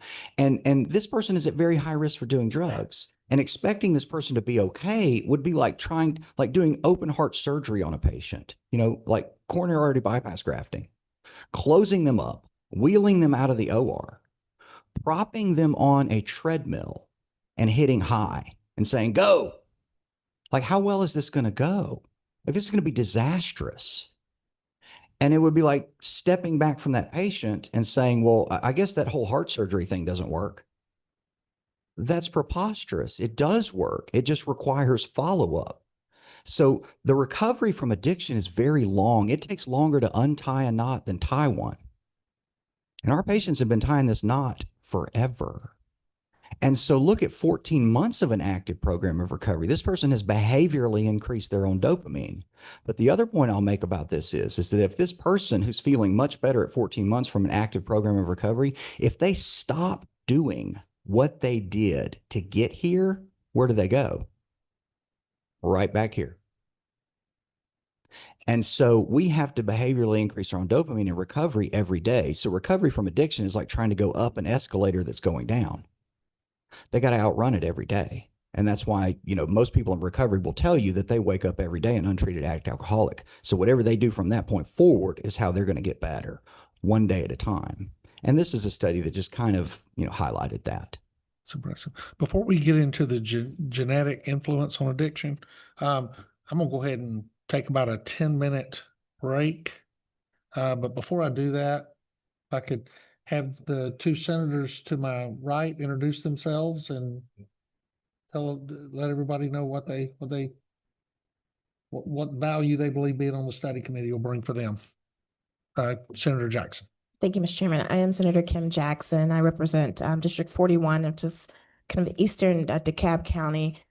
I also work with people who are experiencing homelessness on a regular basis. I'm an Episcopal priest, ordained Episcopal priest, and serve a congregation of people who are experiencing homelessness, many of whom are a part of a community that really struggles with substances. And so this has been really enlightening for me and just unknowingly having programs that have helped people be better without even knowing the science behind why it was working. So I'm deeply grateful for this experience. I also will name out loud, I come from a family of people who are addicted. And so this is certainly, not only is it in my professional work, but it's also deeply personal. Thank you. Governor McLaurin. Thanks, Mr. Chairman. My name is Josh McLaurin. I represent a Senate district in North Fulton County. It took me 3 years to figure out that it's just Georgia 400 from exits 2 to 10. So it's the fastest way to say it. Atlanta and Alpharetta. I'm an attorney. I take a particular interest in the criminal legal system and the frustration that we have as policymakers with not having a full set of tools as of 2025, believe it or not, to deal with disease, addiction. All too often, we throw criminal legal answers at questions like this. And I think we all, if we're in this room, then that means we agree that jail and prison are not the optimal treatment spaces for what we're looking at on the PowerPoint. So I am particularly interested in learning what we can do to soften that system and make it more responsive to mental health conditions, as opposed to throwing the book at anybody who might unfortunately find themselves walking up a down escalator. So thank you, Mr. Chairman. Glad to be here and appreciate all of you being here as well. All right, we'll take a 10-minute break and we'll be back in at 9:44.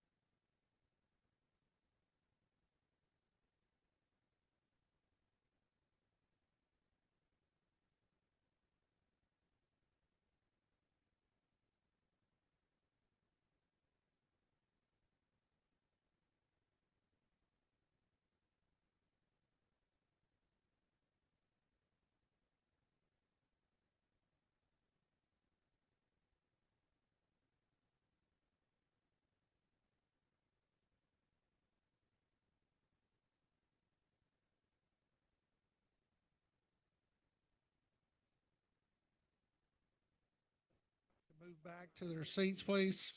That's the first thing that stood out to me. I'm a teen challenge graduate. I did long-term treatment, was court ordered in 2010, so changed my life. Please remember, if you want to be a part of the discussions, there's going to be 5 of these meetings is what we have planned so far, with a report coming out in end of December. And again, to my Senate colleagues, I have no plans of doing any 6 a.m. meetings, so we'll try to, which even though the vice chair keeps telling me bring them on, and y'all know I love early, so we've got to be known for something. But it is good to have Senator McLaurin in the meeting. He got here a little late. He and I came into the General Assembly together, and though at times we're on opposite sides, we're very good friends, and just proud of him right now. But as we move forward, Doctor, just stay on your track and remember there is no time limit. But I do want to remind everybody, don't leave here today if you want to be on the list to testify in future meetings without giving Will your contact information, emails, names, and if need be, phone numbers are also great. But thank you. And with that, Doctor, you're back on. Well, as it stands, we're exactly halfway through. So that's good. We only have about 10 slides to get to. But if we don't talk about the genetics, Thank you. Just the top one. the genetics are imperative. If we don't understand this, we really don't understand addiction, because addiction is 50% heritable. The number is, somewhere between 40 and 60 as it stands. And just to define what a heritability number means with respect to genetic illnesses, heritability is a number that we ascribe as clinicians to what percentage of the presentation of this illness that we're seeing, what percentage of the signs and symptoms come directly from DNA. So if you want to contrast this, there's illnesses that are 100% heritable. Cystic fibrosis is 100% heritable. You've got an abnormality in a single genotype, and that presents with 100% of what you're seeing. And addiction's 50% heritable. And to contrast that with another genetic disorder, let's say breast cancer, BRCA1, BRCA2 genes, E2, progesterone 2, the breast cancer is only 5% heritable. And addiction is 50% heritable. And I'm going to do it a complete injustice today, but if you're ever interested, the CARG website, the knowledge base for addiction related genes, if you want to look at this and burn up a completely serviceable afternoon looking at this, please go and take a look at this, because this is an offshoot of the Human Genome Project. The Human Genome Project was, scientifically speaking, a Herculean effort to basically map the entire human genome. And so what CARG does is they look only at addiction-related genes, and the power of this is incredible. I can draw the blood of a patient, and I can tell them which genetic markers that they have for addiction. So looking at this, and I think senators, you have this in paper form as well up there. Each one of these vertical lines in this picture represents a chromosome, a human chromosome. So when DNA is folded up into the nucleolus of a cell, it's in chromosome form. So we have 22 non-sex chromosomes, and an X and a Y if you're a man, X and X if you're a woman. I don't want to field any gender questions. I'm not going to do it. So we have 23 homologous pairs. That's where the 23andMe website got its name, if you were wondering. So each one of these vertical lines represents a human chromosome. Each one of these blue hash marks represents an addiction gene. So there are 396 genes, all told, that either directly cause addiction or make existing addiction worse. That's a lot. And I can draw the blood of patients and tell them, which of these genes that they have. Now, insurance doesn't pay for it, and it would fall under the so what, now what category. It's like, so what, now what? You have the disease of Doctor, addiction. under the so what, now what? Yeah. At what age could you do this blood draw and Birth. and find this? Birth. At birth. So a heel prick Yes. could tell if a child had any of these addictive genes. Correct. Okay, thank you. Senator McLaurin. Thank you. So I'm curious in terms of how we know that and what that means. Is this just kind of like a regression analysis to do a cause and effect, filter out alternative causes and basically say the people who have addiction controlling for all other variables have these genes and the people who don't have addiction don't have these genes? Or do we also have an awareness of causally how these genes specifically, like, is there a pathway that we understand, or is it just that we've sort of done the math and we've identified the ones that happen to show up in people who have Yeah, yes, and yes. So I don't know if you can make it binary like that, because it's not like cystic fibrosis, whereas you could make a binary statement. If you don't have the gene, you just don't have the disease. But I might be able to highlight that just talking about individual genes. So let's talk about that for just a second. So let me highlight chromosome 6. Let me make sure I'm talking about the right one. Yes, chromosome 6. So if you looked at chromosome 6 right here where my laser pointer is, and you looked at the 4th gene down, everybody with me? From the top down. From the top. And I laid that line on its side. So rotate it clockwise. What I would be looking at is this gene right here.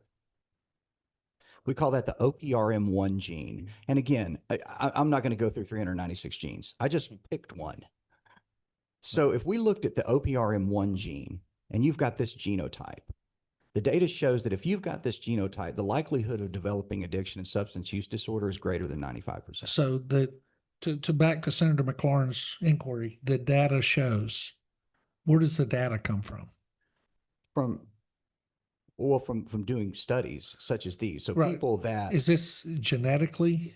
We look at it, I had a grandfather who was a highly functioning alcoholic.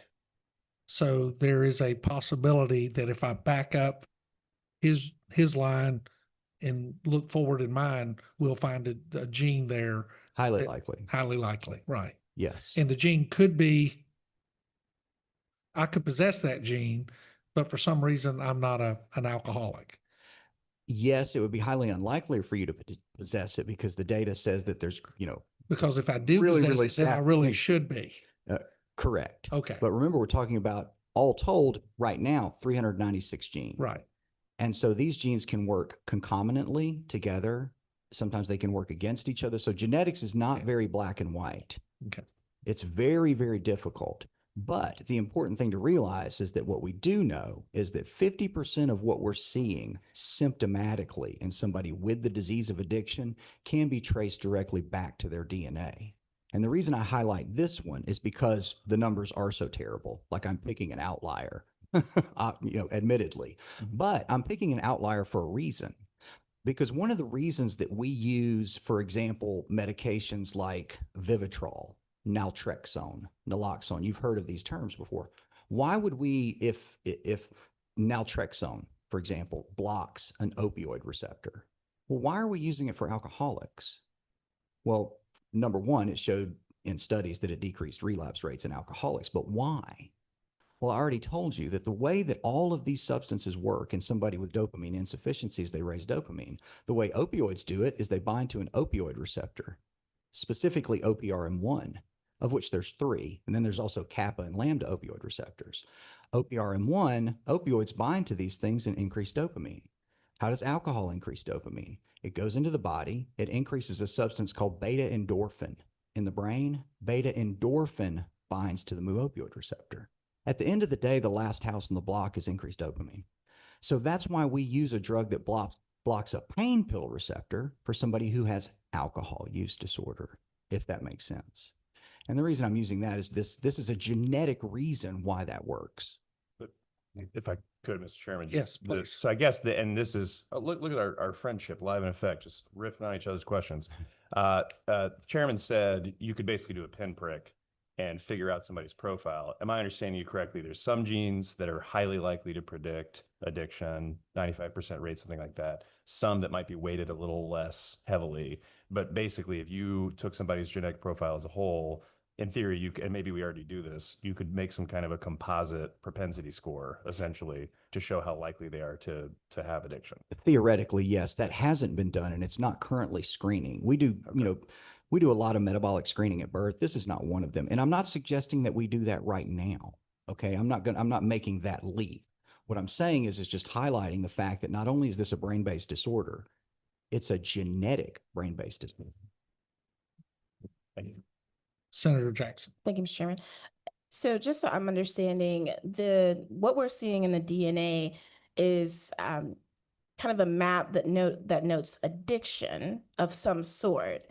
So it doesn't have to be manifested in a substance use disorder. That addiction could manifest itself in a gambling disorder. Like, is that right? Or is this specific to substance uses that we're talking about when we look at this genetic code? It is not specific to substance. Behaviors increase dopamine. So I have patients that are process addicts, and I'm not going to have a chance Does to that dive deeply into that. A That process OCD? is a is a non-substance addiction. So gambling, sex, shopping, self-mutilation and cutting. I don't know if you've seen that before. So for example, just talking about that, when my patients self-mutilate, either hair pulling, burning, or cutting, you release enkephalins from the tissue. Enkephalins get into the bloodstream and bind to the mu opioid receptors.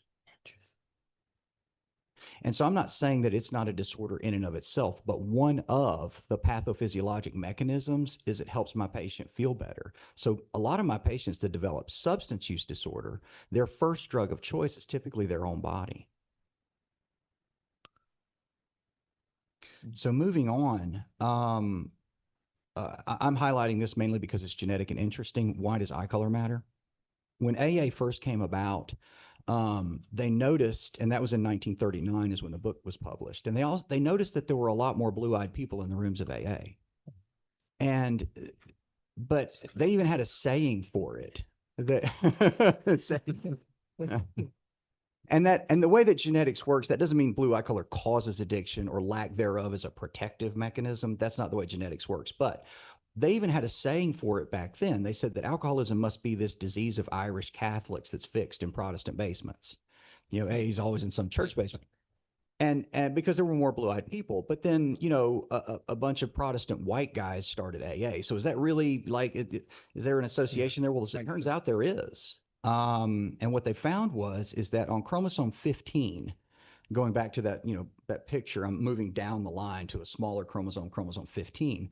In order to have blue eye color, you have to have this OCA2 and HER2 gene type. That gene turns color off in an eye, and the default color of an eye is blue. And it sits right next to something called the GABA RG3 gene complex. And genes that are close together get passed on together because of a phenomenon called crossover. That's irrelevant, but genes that are close together get passed on together. So if you've got blue eye color, you're much more likely to have this GABA RG3 gene complex. And if you've got this gene complex, you have a very robust response to anything that increases dopamine. So it makes the picture worse, if that makes sense. And again, it's neither here nor there. It's just in order to highlight the fact that this is a very genetic disorder. And then we have to talk about trauma, because you'll see in social media a tremendous amount of signal versus noise with respect to trauma.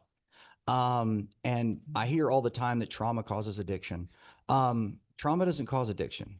I just explained to you that it's a brain-based disorder that has genetic manifestations and origins. Trauma causes problematic drug use, a lot of problematic drug use. And let's talk about why this gets confused. So when we're going to talk about trauma, and I'm shifting gears now, I've shifted away, not to give everybody inertia here, but I've shifted away from the disease of addiction. And I want to relate it to trauma because a lot of our patients in the rooms of recovery have a high degree of trauma. So why is trauma important? It's important because if we don't treat it, the relapse risk is very high. Doctor, can we start out Go with ahead. you defining trauma? Yeah, so we define trauma as adverse childhood experiences for the purposes of this talk. Okay. So the ACE trial came out many years ago, and it was one of the few really, really good things that insurance companies did was they did this trial that looked at the association between trauma and substance use. And they defined it as this, and here's 10 things. It's called an ACE score. Physical abuse by a parent, emotional abuse by a parent, sexual abuse by anyone, growing up with an alcoholic or addict in the home, experiencing the incarceration of a household member, living with a family member with mental illness, domestic violence, loss of a parent, emotional neglect, and physical neglect. There's 10 things there.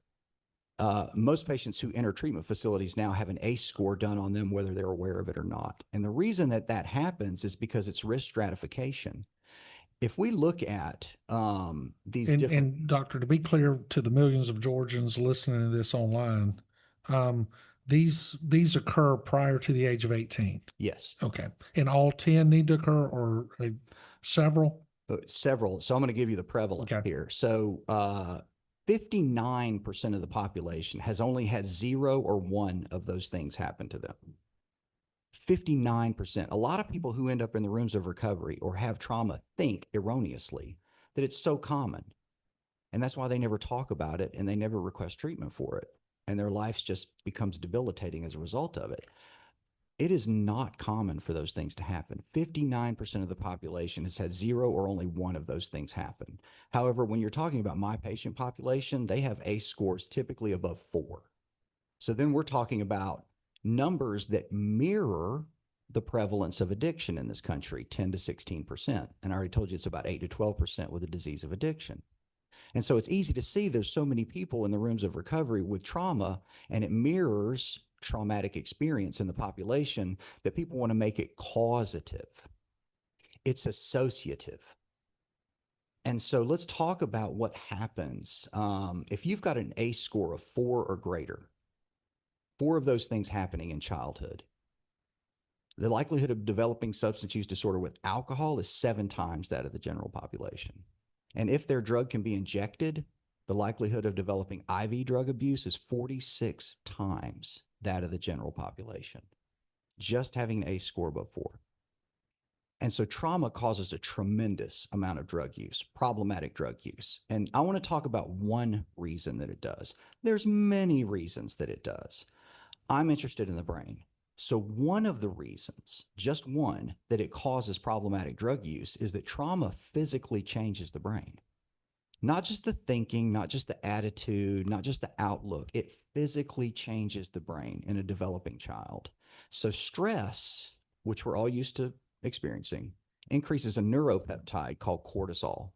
And a lot of people in here have heard the term cortisol. I call it the slamming on the brakes hormone. And it's produced from the adrenal glands that sit right above the kidneys and in response to trauma. And everybody's in here experienced like near accidents. You slam on the brakes because somebody in front of you slammed on the brakes. How you feel for the first few seconds is adrenaline. It's pumped out and it's gone in a few seconds. You know, increased heart rate, dry mouth, that sort of thing. How you feel for the next 5 to 10 minutes is cortisol. It's a neuropeptide, so it hangs around in the bloodstream longer, and it's actually good to have. Like, I mean, you know, developmentally anyway, if there's a danger out there, we want to be hyper alert. You know, if I barely miss having an accident, I'm going to drive a little safer. I'm going to look both ways before going at a roundabout. So I'm just going to be a hyper vigilant, which is fine. However, when it occurs chronically in a child, or if it occurs in a mother with a child in utero, we got a big problem at the level of the brain. So there's something called self-renewing stem cells. I'm sure a lot of people are familiar with the term stem cells. And a stem cell has the capacity to become any cell in the body. So a stem cell, given enough, you know, motivation, could become a bone cell, a neuron in the brain. It could become a kidney cell. And there's a lot of stem cell research going on right now. Well, in the brain, these early stem cells and progenitor cells preferentially become one of 3 things. Number 1, a neuron, the building blocks of the brain. We want more of those. Or that stem cell could become an oligodendrocyte or an astrocyte. Helper cells, oligodendrocytes and astrocytes help the neuron do its job, but we want more neurons than helper cells. In a high cortisol environment, this early progenitor cell, instead of becoming a neuron, will preferentially become an oligodendrocyte. And your thinking might be, well, great, we got more helper cells. No, we've got less neurons. We want more neurons than helper cells. And so in a high cortisol state, in a child that's experiencing chronic trauma, or in a child in utero from a mother experiencing trauma, and that's real important, We get this oligodendrocytosis in the area of the brain called the hippocampus. That's a big problem because when that happens in the hippocampus is responsible for memory. And so we get oligodendrocytosis, cellular change at the level of the hippocampus. When it occurs in an area of the brain called the amygdala, we got a big problem because the amygdala is responsible for fear and aggression. So we have a child who develops to see the world as a very, very unsafe place to be at baseline. And they don't even know they feel that way until you relieve it. And what relieves it? Drugs and alcohol. And so they develop substance use disorder at an inordinate rate. And they have problematic drug use. If that Senator makes McMillan. sense. Thank you. Wanted to follow up on this kind of for our purposes, get a sense of what age this stops being true. I mean, we hear a lot about like when, young guys screw up, well, their brains don't stop developing till they're 28 or whatever the line is. Right. This process of stem cell differentiation, when does that stop? And kind of when is the age where it stops being the case that cortisol shapes the development of which cells you have? Well, to answer the second question first, cortisol is always changing the brain Okay. through neuroplasticity. Neuroplasticity is the way that we're all changing how we're thinking about things and doing those things. It may be happening right now. With respect to cortisol and stem cells, okay, that's a different story because stem cells stop being operational in adolescence. Okay. And so I'm not, I'm not a neurologist. So we'd have to ask a neurologist specifically when that happens. But to my recollection, it's around adolescence. I was hoping you'd give me a hard cutoff on neuroplasticity because I don't want to be accountable for change. So That's I right, appreciate that's right. Yeah. Thank you. Appreciate that. Yeah. Senator Kirkpatrick. Yeah, so you've confused me now because I wrote down that you said that ACEs are associative, not causative. For addiction. Right.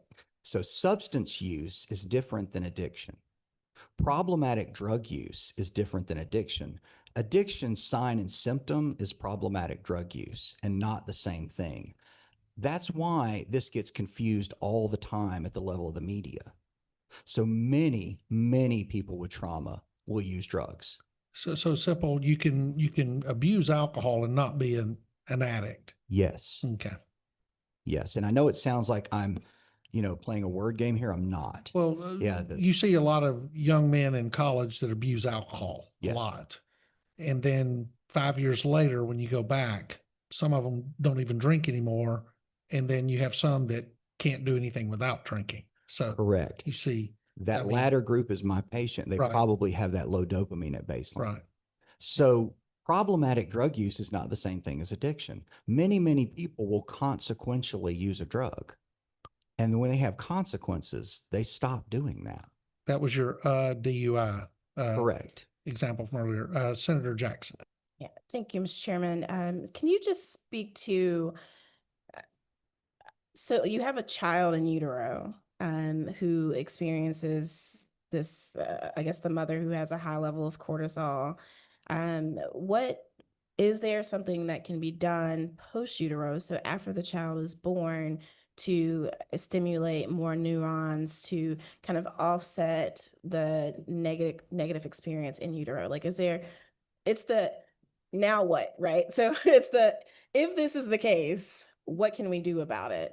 And that's what I would like to know, particularly as it relates to infants and toddlers. No, fantastic question. We have to minimize the ACEs, the adverse childhood experiences, and that requires a tremendous amount of support from the environment, from family, friends, sobriety in the family. So this is, addiction is a family disease. And so when children are born into these environments, they need a tremendous amount of support ex post facto. So diminishing ACEs for them, the adverse childhood experience, is the number one thing that we can do. I have parents all the time that get very disenchanted when I talk about the genetics, because I'm talking to my patients all day long and they've got children. And their biggest question is, what can I do? And I tell them very simply, stay sober. Number one, because that decreases the adverse childhood experiences in that child's life. But so just so I'm clear, you're saying that in utero, something different happens to a child's brain if the child is exposed to a parent, I guess it would be the mother, right, who has high levels of cortisol. They're more, that special word that I can't say, the little blue ugly thing on here. Oligodendrocyte. Thank you. Still can't say it, but great. Like the brain itself is actually different upon birth as a result of being in utero in this really negative environment. But you're saying if we limit ACEs post-birth, then does the brain change again? Like, is this the neuroplasticity where it makes up for what happened in utero? Or is the child's brain forever altered and therefore more likely to result in having challenges down the road? I can't answer you scientifically, Okay. but from an experiential standpoint, when my patients come in and they've got children, and I know there's been trauma, there's been substance use, there's a tremendous number of things in my patient's child's life. When my patients get sober and their environment, because when my patients get sober, the entire environment changes. Because the only thing we have to do in recovery is change one thing, everything. And so when that child's life changes, it decreases the likelihood that they will then thereby have problematic drug use in their life. It won't change their DNA. And this is only one mechanism by which trauma changes a brain. I'm only highlighting one, and it's a bad story. So there are there's way too many variables here to account for. But the answer to your question is intuitive.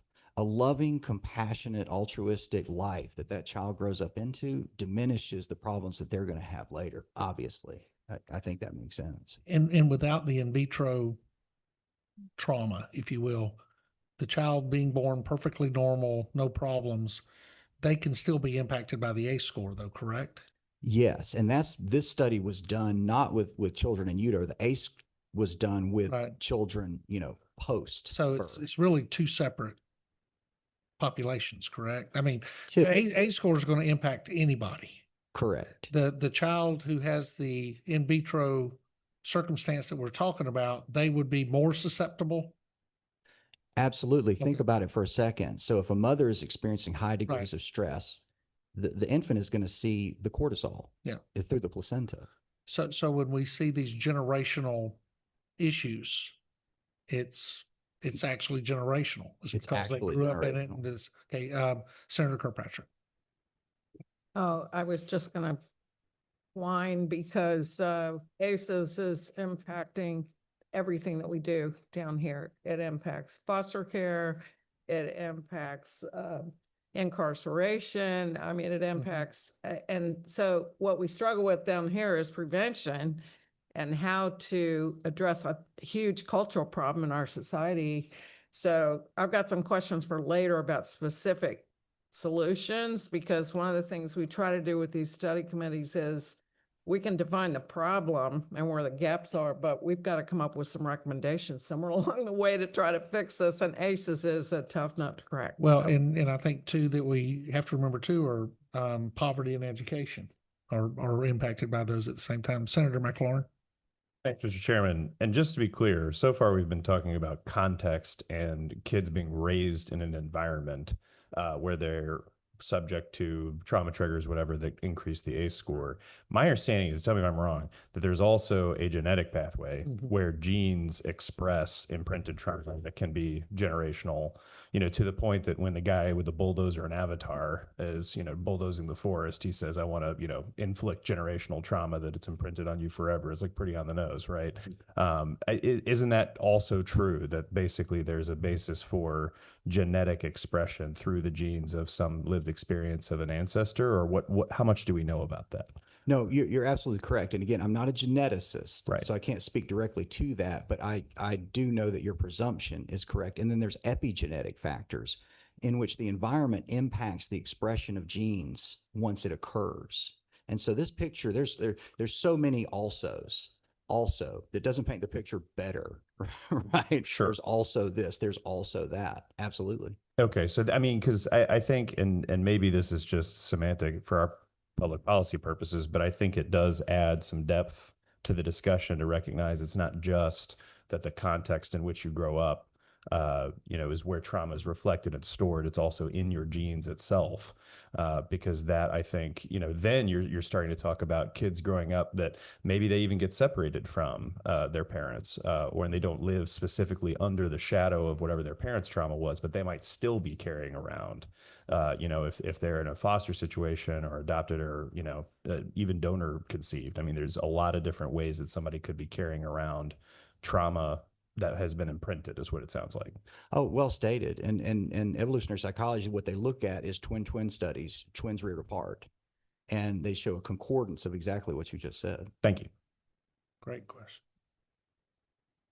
All right. Well, let's put it all together, make an attempt to put it all together here. So there's this continuum of the disease of addiction, and addiction is no different than any other chronic illness. So there's a continuum of penetrance and severity. So again, my favorite disease to pick on is diabetes. So in diabetes, you've got patients that they diet or take one pill a day and their diabetes is better.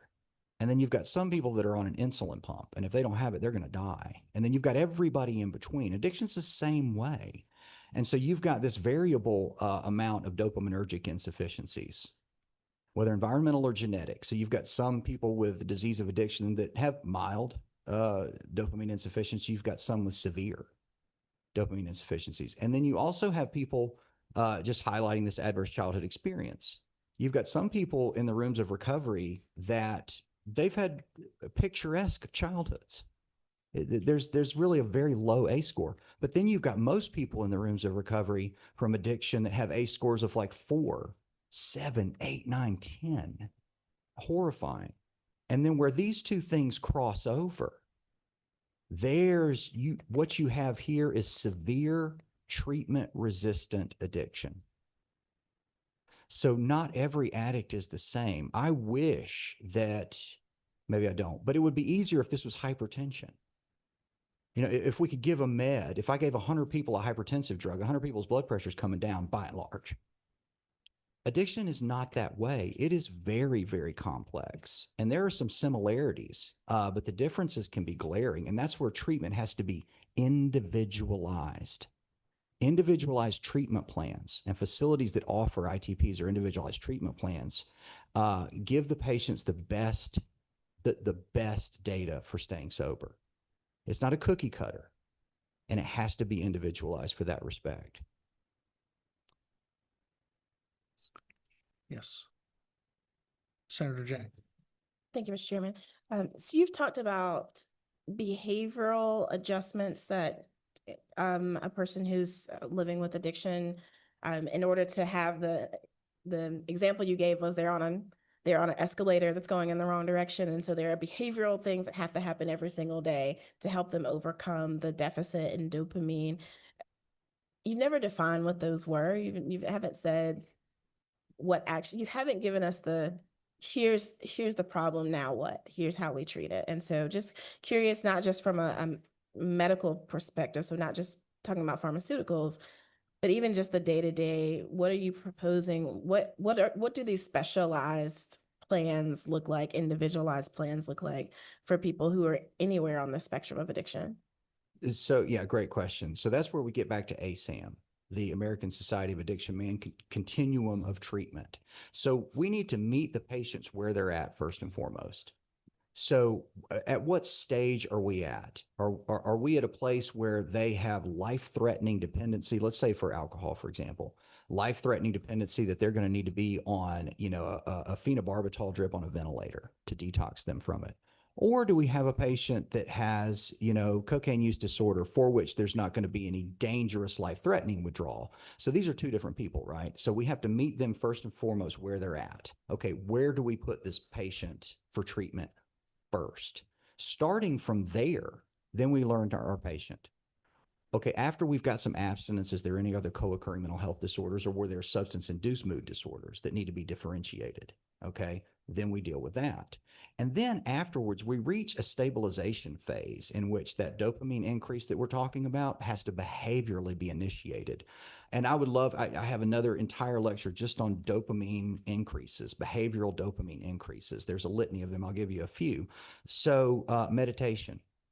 Step 11 of the 12 steps says we sought through prayer and meditation to improve our conscious contact. Well, what does that mean?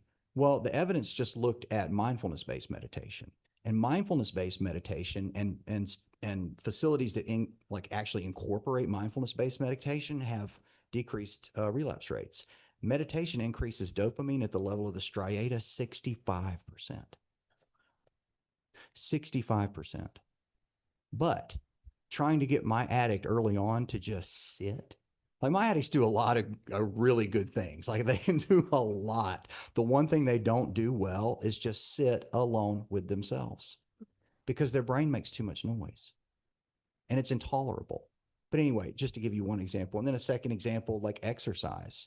Exercise increases dopamine directly and through the activation of the endorphin system. The word endorphin comes from endogenous morphine, endorphin, and it increases dopamine. Acts of altruism and kindness, societal living. You know, addiction is a disease that lives in darkness and isolation. So when we're around people, it increases dopamine. See where I'm going with this? Like we could just keep going down this road. So let me go back to, part of our title here is about these residencies, and you named, right, that some of the programs, if you're lucky, it'll be 28 days that your insurance will pay for it.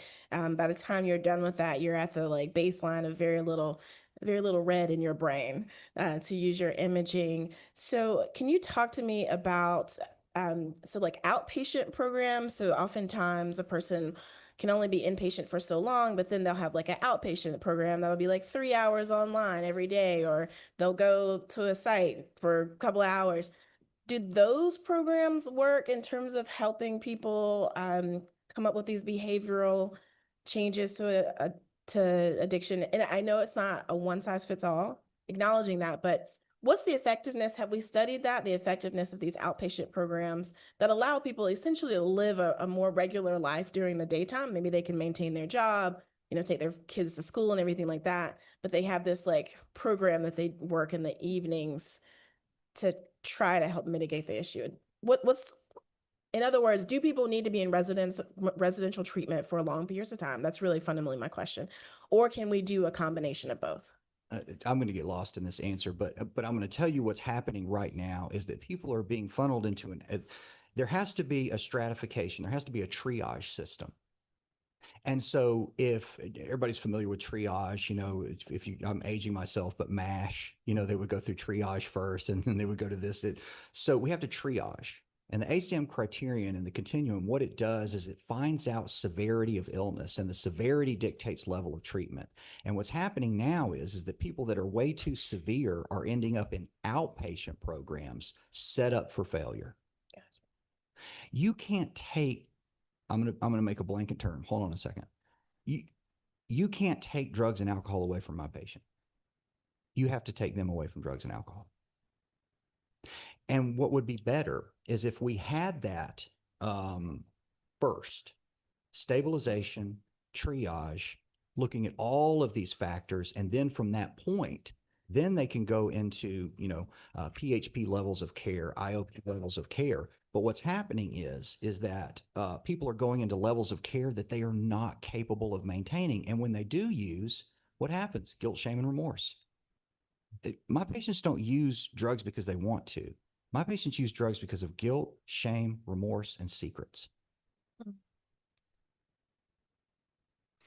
So just to drill down a little bit, for some patients, IOPs would be appropriate if they've been properly triaged.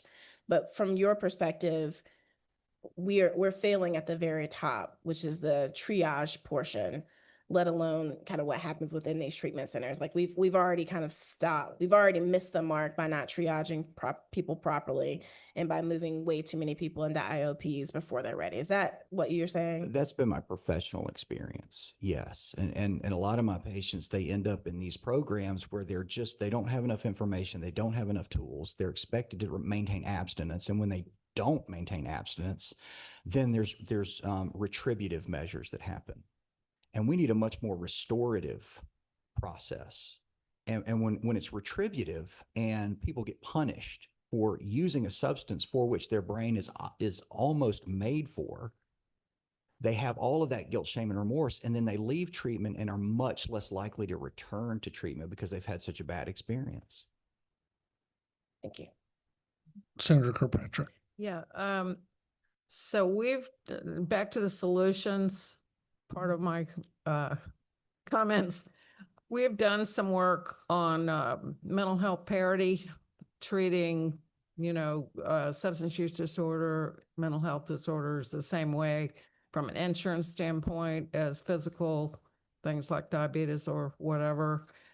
There's, we can pass laws all day long, but at the end of the day, it's the compliance with those laws that really, makes or breaks what we do, and passing another law doesn't always fix anything. So we're in the middle of that right now.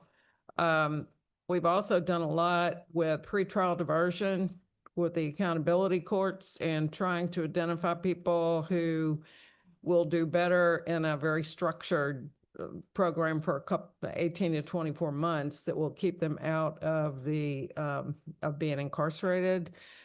And, one of the things that I want to dig into more is non-fatal overdose data and how that's reported or not reported, because that seems like a window of time where intervention could really help. But we're talking about recovery residences. You've given a very broad and insightful presentation on addiction in general. But in my experience, the recovery residence piece of it, the sober housing piece of it, is the Wild West. And it is not, there's nobody minding the store on that. And the certification that those facilities get, although we have now defined them in the law, is voluntary. And so there's really no teeth on that. So I just wonder if you had any thoughts in general about solutions and where we can actually impact things as legislators. This is not my area of expertise at all. I am very much in favor of a place for my patients to be where they are not serving drinks nor drugs. And that's the problem, is that in a lot of these, this is just my experience, in these recovery residences, that the regulations are so lax that a lot of the folks who end up coming back to see me that were in recovery residences were doing drugs in the recovery residence for an inordinate amount of time. And getting worse and worse and worse. And then you have the chances for legal justice ramifications, which doesn't help any of my patients. And so I'm not an expert in that particular part, but I am in favor of having places for my patients to be, because a lot of my patients are unhoused, and there's just nowhere for them to go. And so if we had regulations that helped that, hey, I'm all for it, but it's not my area of expertise. Follow Follow up. up. Sure. Yeah, just to follow up on that. Inpatient rehabilitation is one thing, and outpatient rehabilitation where there's treatment involved is currently regulated, but there's a missing piece of people that need to be reintegrated into their communities and while staying sober. And that's the part where we don't have that really control of that sort of step down process, if you will. Senator McLaurin. Thanks, Mr. Chairman. So continuing down the road of things that you don't claim expertise in that we want to needle you on. Right. It seems to me that the statement you made, which I really appreciate, and I'm going to take with me and try to give you attribution, but may just steal it because I'm Okay. a politician. But we can't take drugs away from people. We have to take people away from drugs. Correct me if I'm wrong. That feels like the reason why the war on drugs decades ago was a failure. Because, yeah, here we go, right? Because if you try to go to the supply side, which is, I think, maybe a way of thinking about it, is taking drugs away from people. We're going to go to wherever they're manufactured, and we're going to put big penalties on whoever manufactures them or distributes them, or even possesses them. That's going to somehow, cause, for whatever reason, that's enough of a consequence. You've been talking about consequential use, that will deter somehow or stop people from using. But what I'm hearing from you is that to be effective, if we actually want to have a solution to addiction or to anything we're talking about today, that it really starts with the person and that it's not even close. I mean, if you're a macroeconomist and you want to get involved in the economy, you might do something on the supply side to stimulate production, or you might do something on the demand side to sort of, put money in people's pockets. But the idea is you could do either. But what I'm hearing from you is overwhelmingly that all of the solutions here have to be focused on the wellness and the healing of the person, and it's not even close. Is that a fair characterization? I think it's fair, and I don't think I could have said that any better. But lest I be disinvited from speaking here, I'm making an inflammatory statement that in much the same way you can't cure diabetes by arresting people who sell Snickers bars. You can't treat addiction by taking away the symptom. And the problem was early on, we got so far off base. I mean, we didn't have brain imaging scans. We didn't have ways to diagnose this or evaluate it back when these laws were being enacted, albeit, okay. But at this point, now that we know better, with knowledge comes responsibility. One follow-up, Mr. Chairman. Yes, sir. So, and I want to be very specific because I think we owe it to ourselves as a body to confront how we are doing things versus how we should do things. Let me start with this. How much is 4 grams of cocaine? In your experience, would 4 grams of cocaine be an overwhelming amount for one of your clients to have?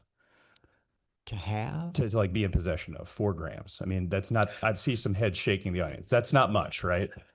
Okay. So 4 grams of cocaine is, under our current state laws as of July 1st, felony trafficking. So not possession, but trafficking. And the way the law is written, this is SB 79. We can all go look it up. The way the law is written, those 4 grams don't have to be pure fentanyl. The point of the law is it's supposed to target fentanyl. Again, this supply side solution. Okay. But the statute says any mixture thereof. And there's no mens rea term, meaning there's no knowledge required by the person possessing it that fentanyl is involved. So what we've done is we create a mandatory minimum, a new mandatory minimum. I think it's 10 years. I have to go look again at my phone. For somebody 4 to 8 grams of any mixture that could contain any amount of fentanyl. Now, obviously above 8 grams, it gets even more steep. I think above 20 something grams, it's like 35-year mandatory minimum. We just did that. We just passed that law this year. And there's, unfortunately, tragically, family of a young man named Austin who died because of fentanyl overdose. And his family came to the Senate as we passed these bills that increase criminal penalties for people who possess fentanyl. Now, I'll tell you, I don't run the world, clearly. If I ran the world, we would be passing historic generational investments in treatment and recovery. And the family of Austin would come to that ceremony as opposed to the ceremony of increasing criminal penalties. And I remember, one thing that his father said was, we'd rather him be in prison than dead. And my response to that is there a third option? And so I want to be very clear, if we're going to do this, I'm happy to be on the study committee and I want this to get us to a good place.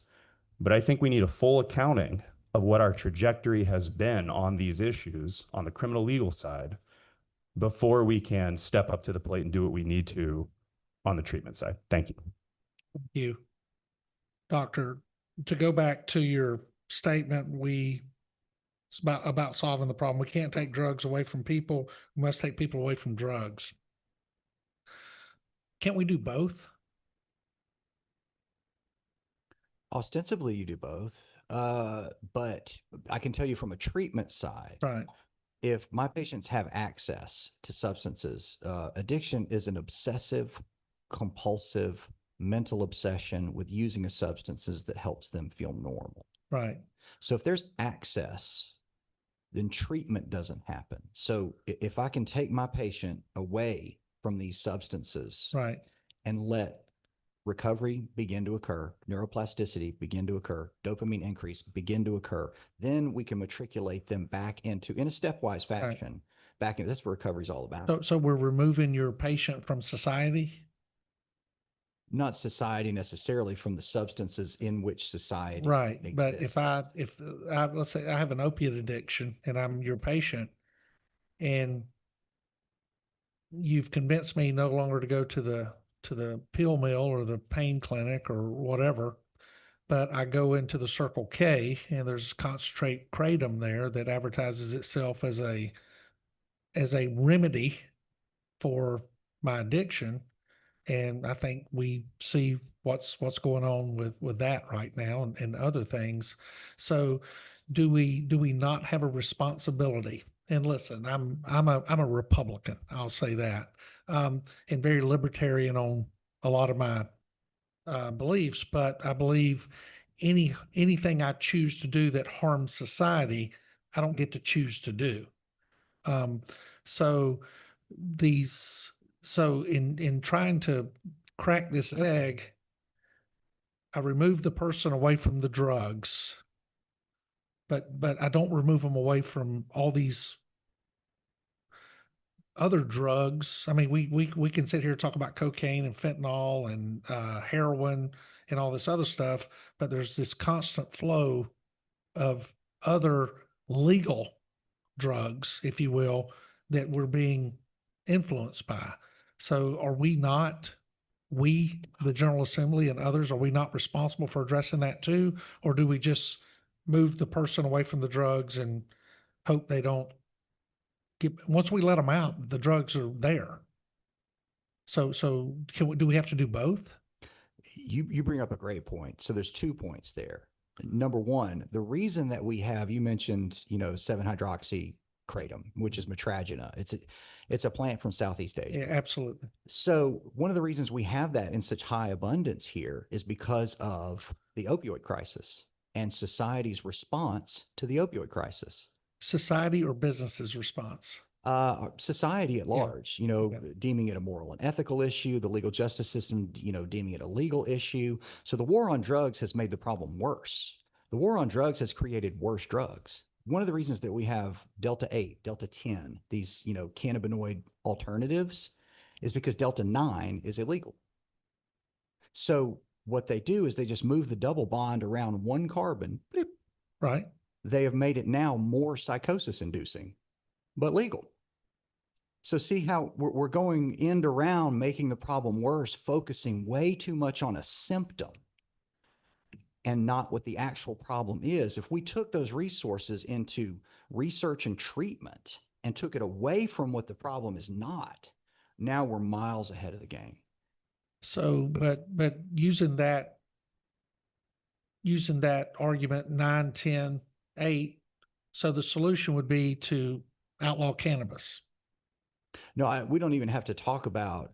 No, that's just what I'm trying to say is the Delta 9, 8, 9, and 10, if we remove any product that contains any part, No, because the chemist will be one step ahead of you. well, the chemist understands synthetic marijuana, if you will. We know that's already illegal. And we saw the damages caused by that. So, and I guess to get back to the original is, do we do one or do we do both? Do we move people away from the drugs and we move the drugs away from the people? Well, my side is treatment of the addict. So from my standpoint, the substance is irrelevant. So it would be like the same way of like getting into a discussion with, the people who refine sugar. Right. And refine sugars in different ways. And then how does that relate to the diabetic? It doesn't matter. My diabetic can't eat sugar. Right. And so my addict can't use mind and mood altering substances that increase dopamine in any respective form and be successful. They try it over and over and over again. And there's a big and with a underline. And these substances are not the issue. We've got to move the focus away from all of that. What if in, the early 1800s, people decided that, there's some people out there that, when they eat sugar, they pee too much, they can't see, they can't feel their feet. Right. What we're going to need to do is we're going to need to outlaw this sugar thing. I think Malcolm Gladwell said Goliath had diabetes. Yeah. I mean, seriously, Right. which was one of his failing factors, losing to David. Yeah. And so what if we had focused on that? Where would we, like if we focused all our attention on the symptom, where would we be in diabetes research? We'd be far beyond even reasonable. We would have to catch up. And I think that's kind of what we're doing with Right. disease And of so- addiction. And so what's our primary treatment for diabetes today? It depends on the diabetic. It could be Right. orals, it could be diet, it could be, Yeah. GLP-1. But but we don't want to get to the point of where we have to create medication to counter that, because I understand addiction is here and the substance is here, but removing the temptation, does that have any I positive think it's a effect? Herculean effort. Sure. Well, It would- that's, yeah. And that's what we're elected to do. Yeah. Yeah. Yeah. So, Dr. Hamilton, Senator Kirkpatrick. Yeah, I just was gonna say, I think there's a harm reduction component to what we're talking about. For example, this year we passed, with help from my colleagues, a testing bill that had to do with drugs that are non-opioids that are coming down the pipeline so that people could test them so they don't die while they're using whatever they're using. And the other piece of harm reduction, and I relate it to Delta 8, which I've been working on for a while, is harm reduction. And it has to do with being sure that not banning things or telling people they can't access things, but just making sure that they know what's in the things that they are going to use. So where do you see harm reduction fitting into the conversation? I'm in favor of everything you just said. I need my patient alive. Senator Jackson. Yeah, thank you, Mr. Chairman. I want to go back to the 396 genes that determine possibly that you might be addicted. I think that's the kind of the way you framed it. So, we do heel pricks for children that are born. I'm going back to this, like, so what, right? Okay. We do heel pricks to determine if a child has sickle cell when they're born, to determine all kinds of things. I mean, and actually I'll raise sickle cell as an example because sickle cell currently is not curable unless you have a whole lot of money and can have a full, right? Yeah. So for Black children who typically have Right. it, it's not accessible, right? So you do a heel prick to find out your child has sickle cell, but there's not really a cure for it. But there's help. It's good to know that your child has sickle cell because there are things that you do to help make sure that you respond to their pain crises, right? So I'm curious, if we know that there's 96 genes and one of them that you lifted up for us has a 95% likelihood of one being addicted, wouldn't knowing that at birth help us in terms of teaching a child when they're 2 years old to meditate and to incorporate behaviors that help increase the dopamine? Is that not useful, or does it just make their insurance premiums go up in advance? Just, can we talk about, again, I want to think about long-term solutions, because here's where I am. What you said to me was it determines addiction, broadly speaking. So if it's not marijuana, then it's going to be my drug of choice, coffee, or it's going to be a processed disease, right? So we've got to address the addiction, not the substances, because they're going to fill in the blank, right? So you can't get Delta 8, you can't get Delta 9, you go to Delta 8. You can't get Delta 8, you get Delta 10, right? Like, that's going to happen. So, like, talk to me about, if I do the heel prick on my baby boy right now, and I find out that he has gene number 6 that gives him a 95% propensity of being addicted to something, does that not help me be a better parent? To make sure, I mean, every loving parent's going to try to reduce ACEs. Like, that's a given. No loving parent purposefully takes a child through ACEs. So put that aside. I'm talking about, like, does that information help me say, oh, I need to teach my child how to meditate. I need to teach my child how to incorporate exercise into their daily life and routine. I need to tell them that they are likely to have an addiction, so they should stay away from alcohol and from drugs and other things that could cause addiction, right? Like, can you just talk to me a bit about that? No, I love how you're thinking. I love, because the assumption is that if I have more data, I can make better decisions. And the way that we decide that in medicine anyway, how do we decide what to screen for? Like, we screen right now for colon cancer. We screen right now for breast cancer. We screen for a litany of things. And I don't want to make this too scientific, but what you need in order to do that is a whole bunch of information, specifically what we call number needed to treat. And you look at, okay, where is the balance here between cost and efficacy and, days added to life? So what needs to happen is an actual study longitudinally, because if I'm a scientist, if I can't measure it, I don't want to talk about it.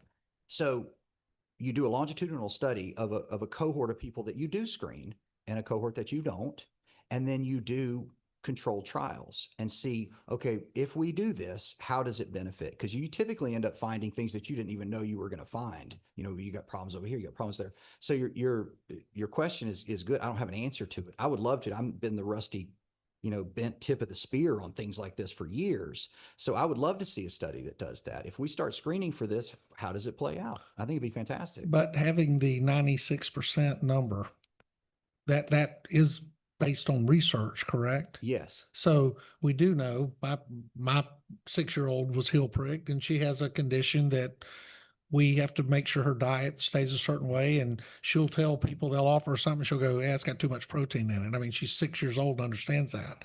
And so it's conditioning. And to Senator Jackson's point, we're trying to build this plane while it's in the air. And so, because we're trying to, what we're addressing, there are rehab centers all over the state of Georgia that are not meeting the standard that we feel should be there. So we're having to back up and correct things. So, but having that information, doesn't that at least give us, they may very well become addicted to something, but following the ACEs 10 and knowing the fact that our child has a slight predetermination, which 96% is pretty strong, in addressing that gives us a pretty fair start, or gives our child a pretty fair start, wouldn't you say? It sounds good. Yes. I mean, Well, I know it sounds stratifying. good. I know it sounds good. We're risk Yeah, stratifying. but the 96% came from somewhere. Right. So if we know that, let's say going in that Right. that, okay, that this person is at very high risk for the disease of addiction. Well, then education, care, compassion, love, all of those things that would probably be present in the first place, were it not for other sociodynamic Right. factors. Okay, that's great. And then let's say that patient that we know this is a risk factor, they have to have, a molar extraction or a wisdom tooth extracted at whatever age they do that. I don't know. But, and then they're given an opioid, understandably, and it elicits a Fl- craving response. Let's switch. Yeah. And then there we are. Okay, we knew all along, but still here we are. But we So would I have, don't know how to answer. but we would have the question there. education if we took our child to the dentist and they said, this is the procedure. And we say, what is the normal pain regimen? And they would say, what's this, this, and this? And we'd say, well, what are the alternatives to this, this, and this?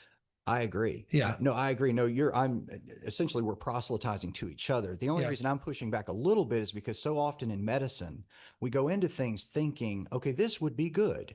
And as it turns out, and the other physician on the panel can obviously speak to this, we end up doing said thing. And it's like, oh, that didn't work out at all. Well, and I'm not saying No, I agree with you. And listen, seatbelts save a lot of lives, and a lot of people die wearing seatbelts. So, a lot more would die if they didn't wear them. So we know there's some we can't save, but we understand the practice of wearing seatbelts, percentage wise, is much better at saving lives than not wearing seatbelts. And so I think knowing this, having this information does help us as we walk through this process of trying to figure out where we can get to the best place. Now, you brought up something about your patients. You said most of your patients are unhoused. not most. Okay, I'm saying there's some. a large, yes, some. Okay. So how do you get your patients, if you don't mind me asking? Various different. Okay. I'm associated with a lot of different facilities. My office is associated with a lot of different facilities, all the way, Emerge, Thoroughbred, No Charge Recovery, Highland Rivers. And so most of my unhoused patients, if we're going to talk about them specifically, come through Highland Rivers because they are a community service board. And what they do is they take care of patients that are uninsured or underinsured. Okay. And Senator Kirkpatrick, I believe, brought up accountability courts earlier. And in years past, in my experience, we would arrest somebody for burglary. And you'd find out during the process that the reason they were breaking into these multiple homes and all this was to feed an addiction. And so the individual would end up being, the district attorney's office would prosecute on the burglary charge. And the person would end up going to prison on a burglary. And the only treatment they would get would be that treatment that they received while they were being held by the state of Georgia. Today, in accountability court, they are diverted. And so, as long as they hit certain standards or certain marks, then there's a great possibility they will not go to prison. But it's a nonviolent crime. It's a felony, but nonviolent. And they're directed into programs and other things to address that. It doesn't take away the fact that they committed the crime. There is some, they wouldn't be where they are if they had not committed the crime. But do you see drug court, accountability courts as a step in the right direction to lessen the criminal impact on the addict? Yes, unequivocally. Yep. I have seen this work so well. So one of the things that happens in accountability court is they go in understanding, and this is imperative, that this is a disorder, that what we're dealing with here is a disorder, and that destigmatizes and decriminalizes, and then they get treatment. Now, one of the issues is that the different counties have different accountability courts. So we see patients at Craig Wellness before they even exit incarceration. We'll see them over the computer.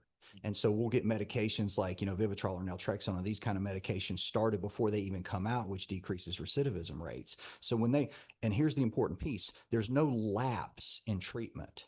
So they go from being incarcerated, and I'm all for that. Like, incarcerate my patient. They're not dead, but I'm saying not saddling them with felonies that's going to follow them for years. Right. So arrest, stabilization, and referral to treatment. That's the way to go. So what happens is they go into the accountability courts, and they have, there's parameters that they have to meet, but they have fantastic levels of treatment. And so I think this direction that we're going in is, I have been like at the event horizon of this thing, at least emotionally, as an addictionologist for a long time, is seeing this thing work over and over and over again. So I love the accountability court system. Yeah, I appreciate that. I think there's only 13 counties in the state that do not have accountability courts at this point, and it's everything from veterans to drugs to DUI accountability courts, and I think they've either done some low-level domestic violence, things of that nature, and through. So I don't think any of us support putting everybody in jail, and certainly not putting everybody in prison related to substance abuse. Senator Jackson. Thank you, Mr. Chairman.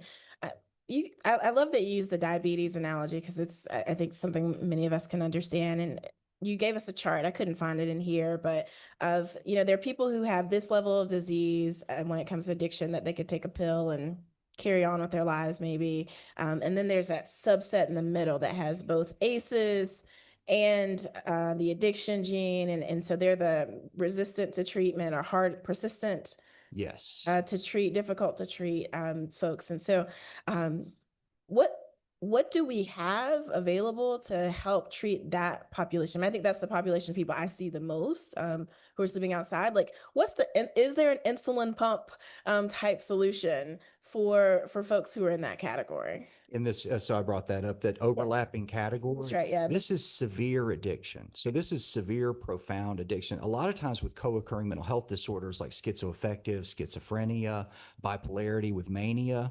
And so what's happening is that these things are not being addressed at the same time. So there has to be a parallel treatment. We have to treat addiction and the co-occurring mental health disorder at the same time. So what's happening is that one's getting, triage. Well, this is the more severe thing, so we're going to do this first. Well, if I get, my schizoaffective patient with the, methamphetamine use disorder stabilized, right, from they're not using, but they're still actively, responding to internal stimuli. And then we ship them out into society and say, okay, be well. It's not going to go well. It's not going to go well at all. And so those are the folks in that center column. Yes, that's what we're seeing in the unhoused community. And it's, I don't know, it's a horrifying situation. So do we have, I think my question is, do we have the tools to treat that and it's just not happening? Or have we not figured out how to treat that middle category of people? Oh, we know how to treat them. I mean, the parameters are there to know how to do it. It's allocating funds and resources and time and energy into understanding this. Well, in your unhoused population, when you're talking about out there, there's a lot of self-medication there and a lot of, even though you've given them something to address their diagnosis, they're not taking it. And so that's where the funding would come in and housing and things of that nature, correct? Well, correct. And they're not taking it. Why are they not taking? Let's ask the question. Well, they're, you know, because their mind's telling them they don't need it and they don't like the way they feel when they take it. I mean, that's where de-escalation started in my profession on the street, were us through CIT and other programs having to communicate with people who really felt that the solution was part of the problem. And so, the last thing they want to do is take the stuff that made them feel really bad when they knew they could go and shoplift some alcohol or take some street drug and feel normal to them without making them feel lethargic and going laying in the corner and being susceptible to other crimes committed against them. that's true. But so in your estimation, this is our failure here is about money and resources. It's not about solutions. We know how to treat people who have severe, persistent addiction, substance use disorder issues. We know how to do it. We just have not invested the funds, the resources, and perhaps the time into caring for those people. Is that That's a fair correct. summation? I think that's absolutely correct. And it's also ascribing volition to where none exists. So we ascribe choice where none is. And so what has happened in this disorder, we're just talking about addiction for a second, just moving away from co-occurring, which is more difficult to even. So just talking about addiction, so often the thinking is inadvertently that, well, they just chose this for themselves. No, we have a brain-based disorder that's choosing for them. Right. So we're ascribing morals and ethical insufficiencies where none exists. We're ascribing volition where none exists. But we have we have treatment parameters. It's just exactly what you said. So just if I can push this a little bit further, to me, I hear this is a distinction between like type 1 diabetes and type 2 diabetes. So people who have type 1 diabetes there's not that stigma associated with it because they're like kids and they were born with it and it's genetic, and it's not because they couldn't stop eating the cake. It's just how their body is with type 1 diabetes. And then you have there's some moralizing that happens around people with type 2 and some stigma that happens around some people with type 2 diabetes. I think we're getting better at that, but historically there was a lot of stigma related to type 2 diabetes versus type 2 1. But what I hear you saying is that essentially addiction is like type 1 diabetes. People cannot control it. It is not about the things that they put in their body or didn't put in their body, that this is something that's happening in their brain that they have no control over, and that ultimately only interventions will help that often need to come from some treatment plans or some community care that helps to make sure that can be managed. Is that a fair analysis? I think it's fair, and it's a great place to start. Absolutely. We have to educate our patients into what is actually going on here. What are we dealing with here? One of the things that I do, like really, one of the only things that I do is know this thing. And so I talk to patients all the time in the different facilities that we're associated with, and I go to facilities and I talk to patients. And just to bring this into like stark reality for you. So I'm an addictionologist. It's literally all I do all day long. It was about 8 years ago, but I went to my alma mater, my medical school, and I was talking to 300 medical students. Like, these are 3rd and 4th year medical students. They're going to be doctors in like a minute, right? And I just said, hey, I'm an addictionologist. Who out there knew that addiction medicine was a field you could go into? 3 people raised their hand. I wasn't talking to the Rotary Club. It would have probably been a higher number if I had been. So we're going into this with, not only do our patients not understand what's going on, the vast majority of people, albeit I love them, that are addressing this issue, treating patients with the disease of addiction, don't know what it is. And not for lack of not wanting to know. It's just an educational issue. So our patients don't even know what's going on. And so educating them as to why they do what they do, now we're winning. Now we've got education, we've got a baseline of actual data and what's going on. But if my patient leaves treatment thinking they just had moral and ethical insufficiencies, we've lost everything, because they're just going to do drugs again. And so I don't know. I just went tangential to your question. I have no idea. So, Sorry. so you would say whatever senator chaired this committee who thought it was a really good idea to educate everybody on what addiction was first, just did an outstanding job, right? Very. So let's start, Senator Kirkpatrick. So you said something near the beginning of your talk about that initial choice to take a drug or whatever the problem ends up being is different than once you've started down that path, then the addiction, all the things that you've highlighted for us kick in. So from the standpoint of prevention, do you have any thoughts about what we should be doing? You'd like to put yourself out of business, right? Eventually. So Well, it's not me saying this. So ASAM says what we need is SBIRT, which is screening and brief intervention and referral to treatment. So there's many different SBIRT mechanisms that we can use. So when we're seeing patients, we're talking about just like preventative and screening is once people are defined, okay, you have this thing. Okay, now we're talking about treatment. But screening and brief screening and referral to treatment is very, very important at the level of primary care.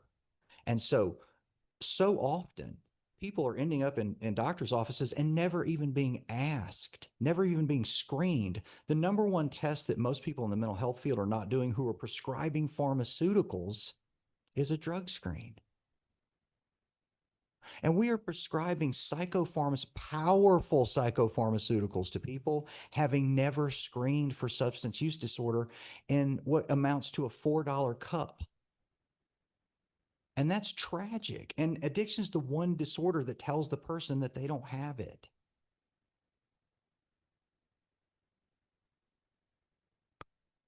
Senator McLaurin. Thank you, Mr. Chairman. Let me know if you think this is fair. It feels, because I feel attacked when I listen to some of this stuff because it's about me, right? And I think you come to a study committee and you think we're going to talk about other people, right? And then you get here and you were studying yourself the whole time. So yeah, I mean, I came in with 2 cups of coffee. So this is one of those interesting discussions where it really is hard to draw a clear line between pathology and normal life. How much coffee is too much coffee? How much alcohol is too much alcohol? There's a lot of, I think, clinical definitions of diseases, my limited understanding, that are defined by when it becomes a problem. Like if you might just be a little particular about how your desk is organized, but if it becomes a problem, then you might have obsessive compulsive disorder. And then that's kind of this like subjective. So one question I've got for you is, do you think that some of the reason why we have such a difficult time mustering the political will to really tackle this issue is because it does hit so close to home for so many people? And because I almost wonder if that's part of the issue in terms of us cognizing that addiction is a disease and real, is that it would require everybody, including people up here, for example, to look in the mirror and think about our habits and how we cope. And it's just a lot easier to say, if that person spiraled out of control, it's because, they chose it. Because I think to accept that they didn't choose it is almost a terrifying commentary on how much control we have in our own lives. And we would like to think that we are in complete control. I don't know. I'm passing the smoky pipe of, philosophical reflection right now. Deep Thoughts by Jack Handey. But I am legitimately curious what you think is the reason why, even with the science, right? Because so much of this stuff we know, and yet we pass laws the way we do, we stigmatize the way we do. What do you think is the challenge for all of us in waking up to this and actually doing something about it? Well, no, I mean, your point is well made. First off, what I heard was like, how do we make this differentiation between just substance use, substance abuse, substance dependence? Like these are all, like vernacular that I use every day in my field. And the disease of addiction. Okay, this is different. This is a different monster. Addiction is the continued obsessive compulsive use of fill in the blank despite severe adverse consequences. So the difference here is that many people are dependent upon nicotine.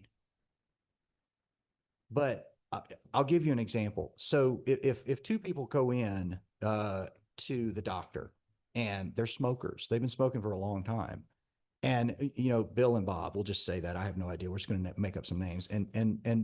And Bill goes in and the doctor says, I got a chest x-ray and this mass right here in your lung. That's a tumor, most likely. We're going to send you to the oncologist. You need to quit smoking. Here's your referral. Okay, he leaves the office and he quits smoking. Bob goes in, same clinical scenario, throws up the x-ray. He's been smoking all his life. Doctor says, see this mass here? That's cancer. You need to quit smoking. I'm sending you to the oncologist.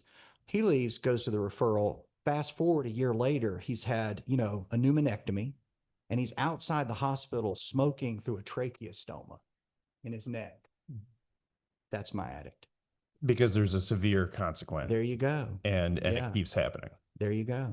Yeah. Yeah, and I guess, you know, maybe that's, you know, it's sort of this like, but for the grace of God, there go I, right? Like, I think we sometimes attribute the outcomes in our own lives not to luck, but to skill. That, well, I'm not smoking out of tracheotomy or whatever because I, you know, I made better choices, to your point. So, I mean, I wonder, that's what I'm trying to get at is when we look at people for whom things have gone badly and we attribute that to choices, is it in part because of our own psychological needs to explain our own lives by way of good choices as opposed to good luck? Well, yeah, you're alluding to transference and countertransference. So I absolutely, I can't help but like my eyes look out. And so all I know is all I know. And so, yes, it's to personalize that on a societal level would be an error. Now that we know better, I think we need to actually look at what's actually going on. And it's not a substance issue. It's a brain disorder. Thank you.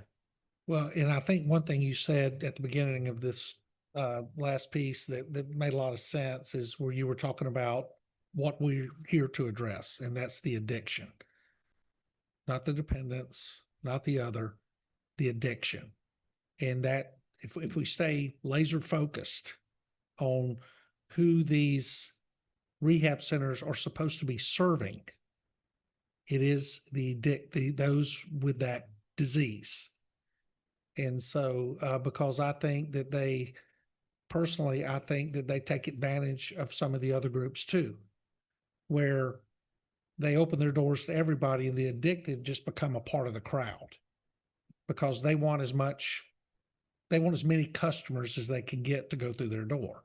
Would you agree? Yes. And so what I see a lot of times is other disorders, you know, that have substance use adjacent.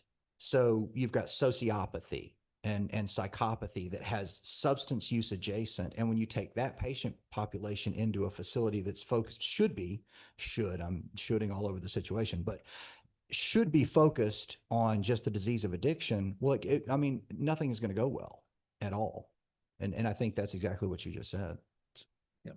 Senator Jackson. Yeah, thank you, Mr. Chairman. So in your opinion, if we look at these residency places, given that we've established here today, and I think you've done a really great job of explaining addiction is a disease, it is a medical disorder, it's something that so if we look at standards for how we might move forward with regulating addiction recovery residencies, in your expertise, should there be a medical director, a physician, or somebody attached to every one of those facilities?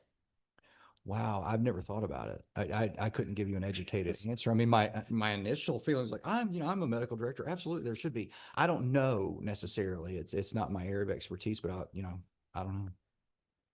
Well, I'm just thinking about if I were to go to a diabetes treatment place, it's a disease, I would expect there to be some type of medical person, even if it's not a physician, to be looking at my treatment protocol and be making sure that the plan that I'm on, the nutritional plan or whatever, that it meets the needs that I have for my personal care, diabetes treatment. So I'm just trying to move us towards where we're going, which is thinking about regulation. And so is some type of physician or PA or some type of medical expert, qualified medical personnel who knows something, an addictionologist, is that what you called yourself? Yes. An addictionologist, should they be a part of the process of regulating these types of places?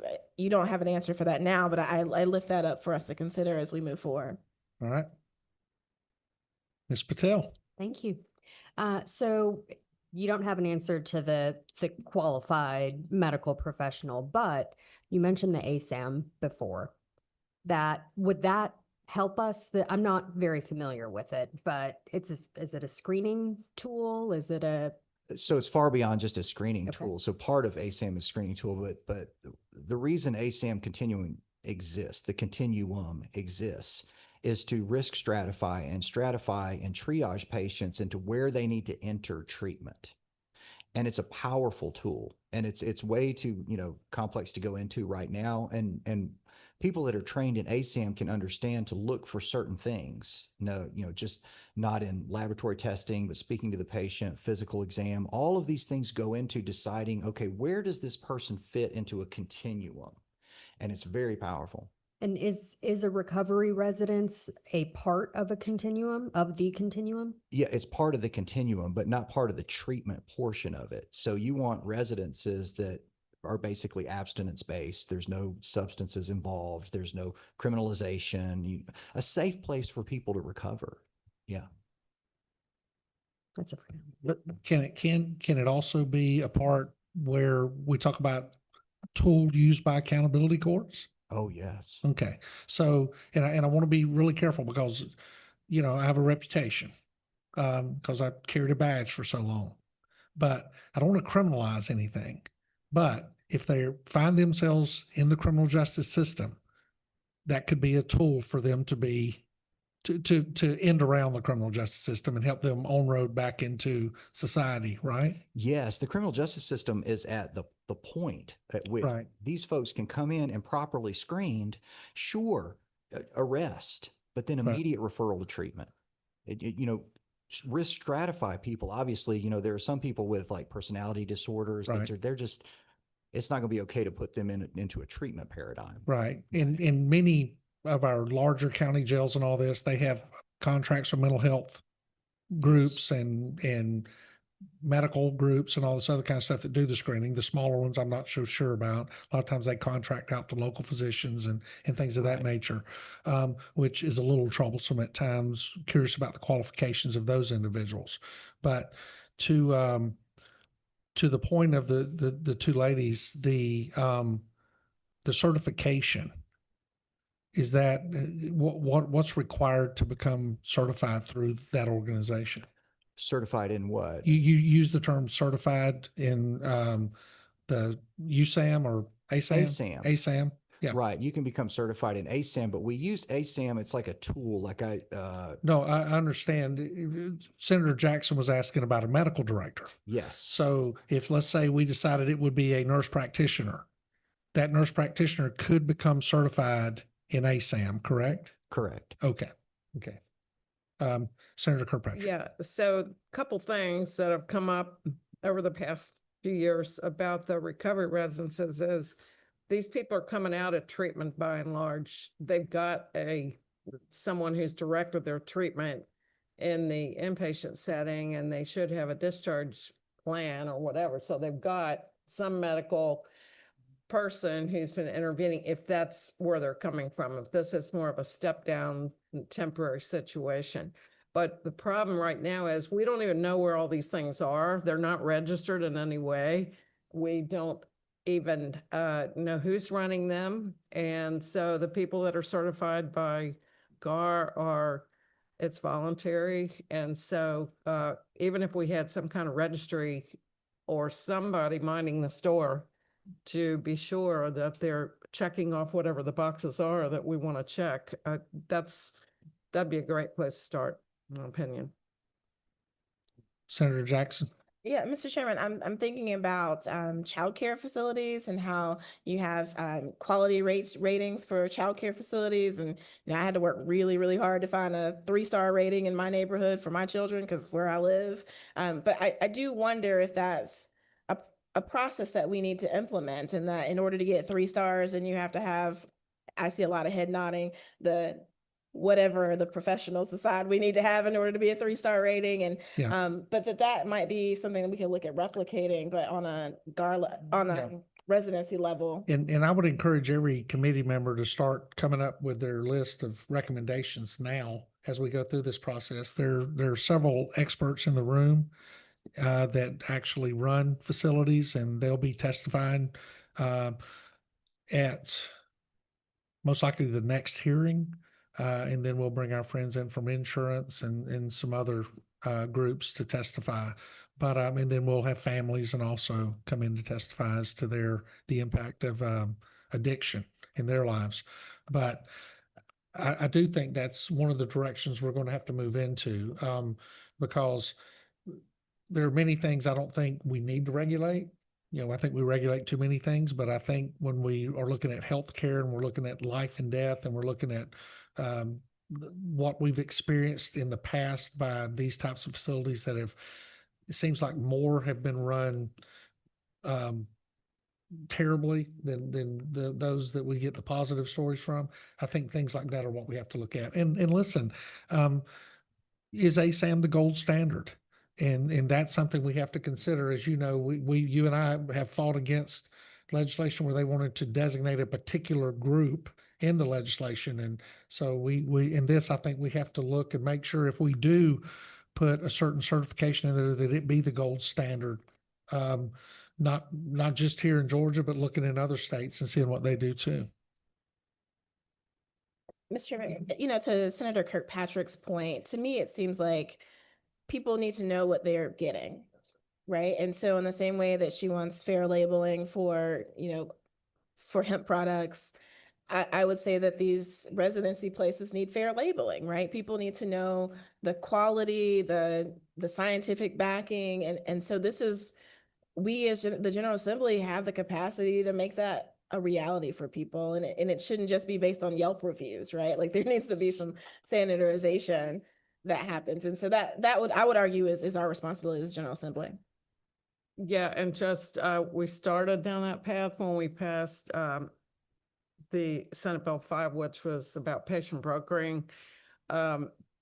And the Attorney General's website, I haven't looked at it lately, but they supposedly have a list of certified recovery residences. But again, I don't know if it's up to date, and we probably need to take a closer look at that on the consumer protection part of the AG's website.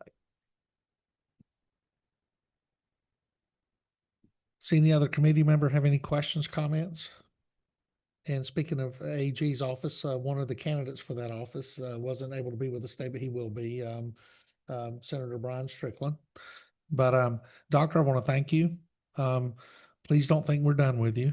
I'm sure we'll bring you back to clear up some misconceptions and to help us understand things better.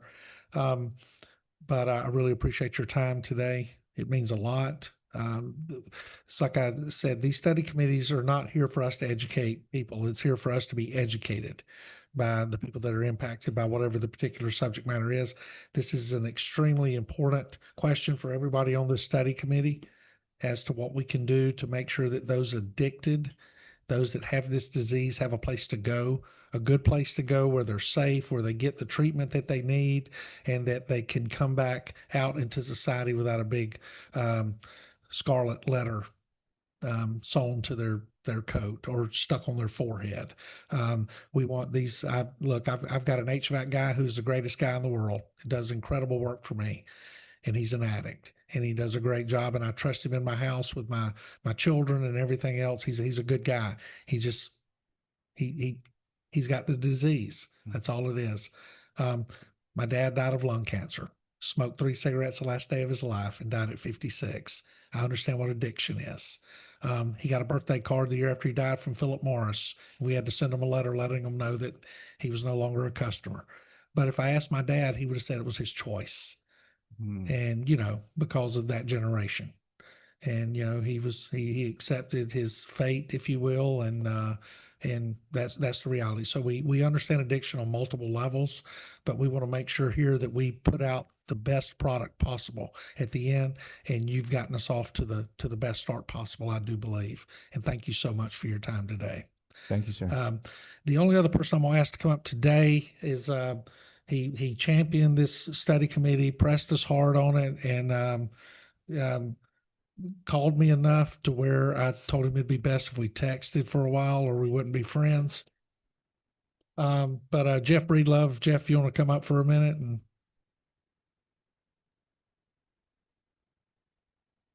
My wife said the same thing. yeah, Because you go to Columbus. It's like- yeah. I always pray for that lady. She needs it. Yeah, mics are hot. If it please the chairman. I love you, Catherine. Please the chairman. I'm Jeff Breedlove and I'm a person in long-term recovery. And what that means for me is after 30 years of active addiction, many of those years having the privilege to be under the Gold Dome, working for the Senate itself, I've known the Hope and Joy Recovery for 8 years. And I'm sure that there'll be time later for the council to get into more policy-based stuff. What I think, and I'm going to introduce the person next to me in just a second. What we wanted to say today, what I want to say, and then turn it over to this distinguished person next to me, I think are the two most important words in advocacy, and that's thank you. I want to thank the Lieutenant Governor. I want to thank the Senate leadership. I want to thank the Senate Working Group, or the General Assembly Working Group on Addiction and Recovery, and the General Assembly Working Group on Mental Health for working bipartisanly. There's so many issues that can divide a legislative body, but this issue has united our General Assembly, and we are so thankful to have that bipartisan leadership. I want to particularly thank Chairman Robertson for chairing this and serving as a co-chair of the Working Group on Addiction Recovery.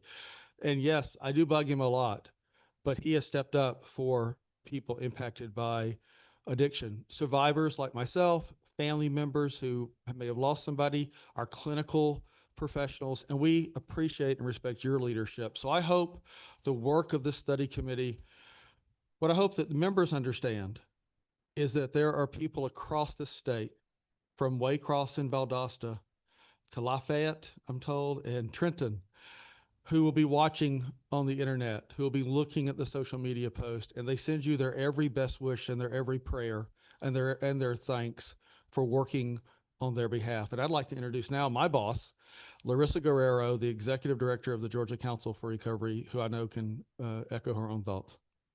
Yeah, mostly I want to echo what Jeff said. Larissa Guerrero, also a woman in long-term recovery. What that means to me is that it's actually coming up on 11 years since I've used any drugs or alcohol to change the way that I feel. And thank you. Thank you for what you're doing. This was absolutely fascinating. I could sit here all day and listen to this presentation and this information, but taking away the stigmatization and really discrimination of addiction, that's our answer. That's how we address this. So I appreciate your time. You didn't have to do this. You chose to do it anyways. It means the world to our community. There are 800,000 people in long-term recovery in Georgia alone. And we appreciate this more than you ever know. And we're here for support. The recovery community is here to serve as well. So thank you all for what you do. Chairman, if I may, I would want to be remiss in thanking Dr. Patel for representing Commissioner Tanner and DBHDD. Larissa and I are blessed to go all over the state and all over the country to conferences. And people will come up to us far away as Washington State and Maine and next door from Tennessee and South Carolina. And they'll ask us one question at every conference. Wow, your single source authority, your commissioner talks to y'all? Ours doesn't talk to us. Georgia's blessed to have a governor and Governor Brian Kemp with a commissioner like Commissioner Tanner and staff like Dr. Patel and staff in the back of the room from DBHCD who work on policy for us. They care about us. They love us. So I wanted to make sure I gave a big thank you to DBHDD for being a part of this as well. I think having DBHDD on the committee adds a lot of more validity to what we're going to try to do, and they've always been great working partners, and I appreciate you both today. Future dates for committees will be out. I'll work on that with my legislative assistant. We will also work out the agenda on each meeting. Those of you who wish to testify will be contacted. If you did not fill out the sheet, please do that. To committee members, I want to emphasize getting your mileage to to the legislative assistant and to the team today. I want to thank Senate Press for what they did. I want to thank the Senate Research and the IT group for setting everything up and making it work. And again, I want to thank the good doctor for an incredible presentation. I want to thank his wife even more for driving him here and not letting him get in trouble. And I'm sure telling him whether it sounded good or not. He did a great job. But and with that, we stand adjourned.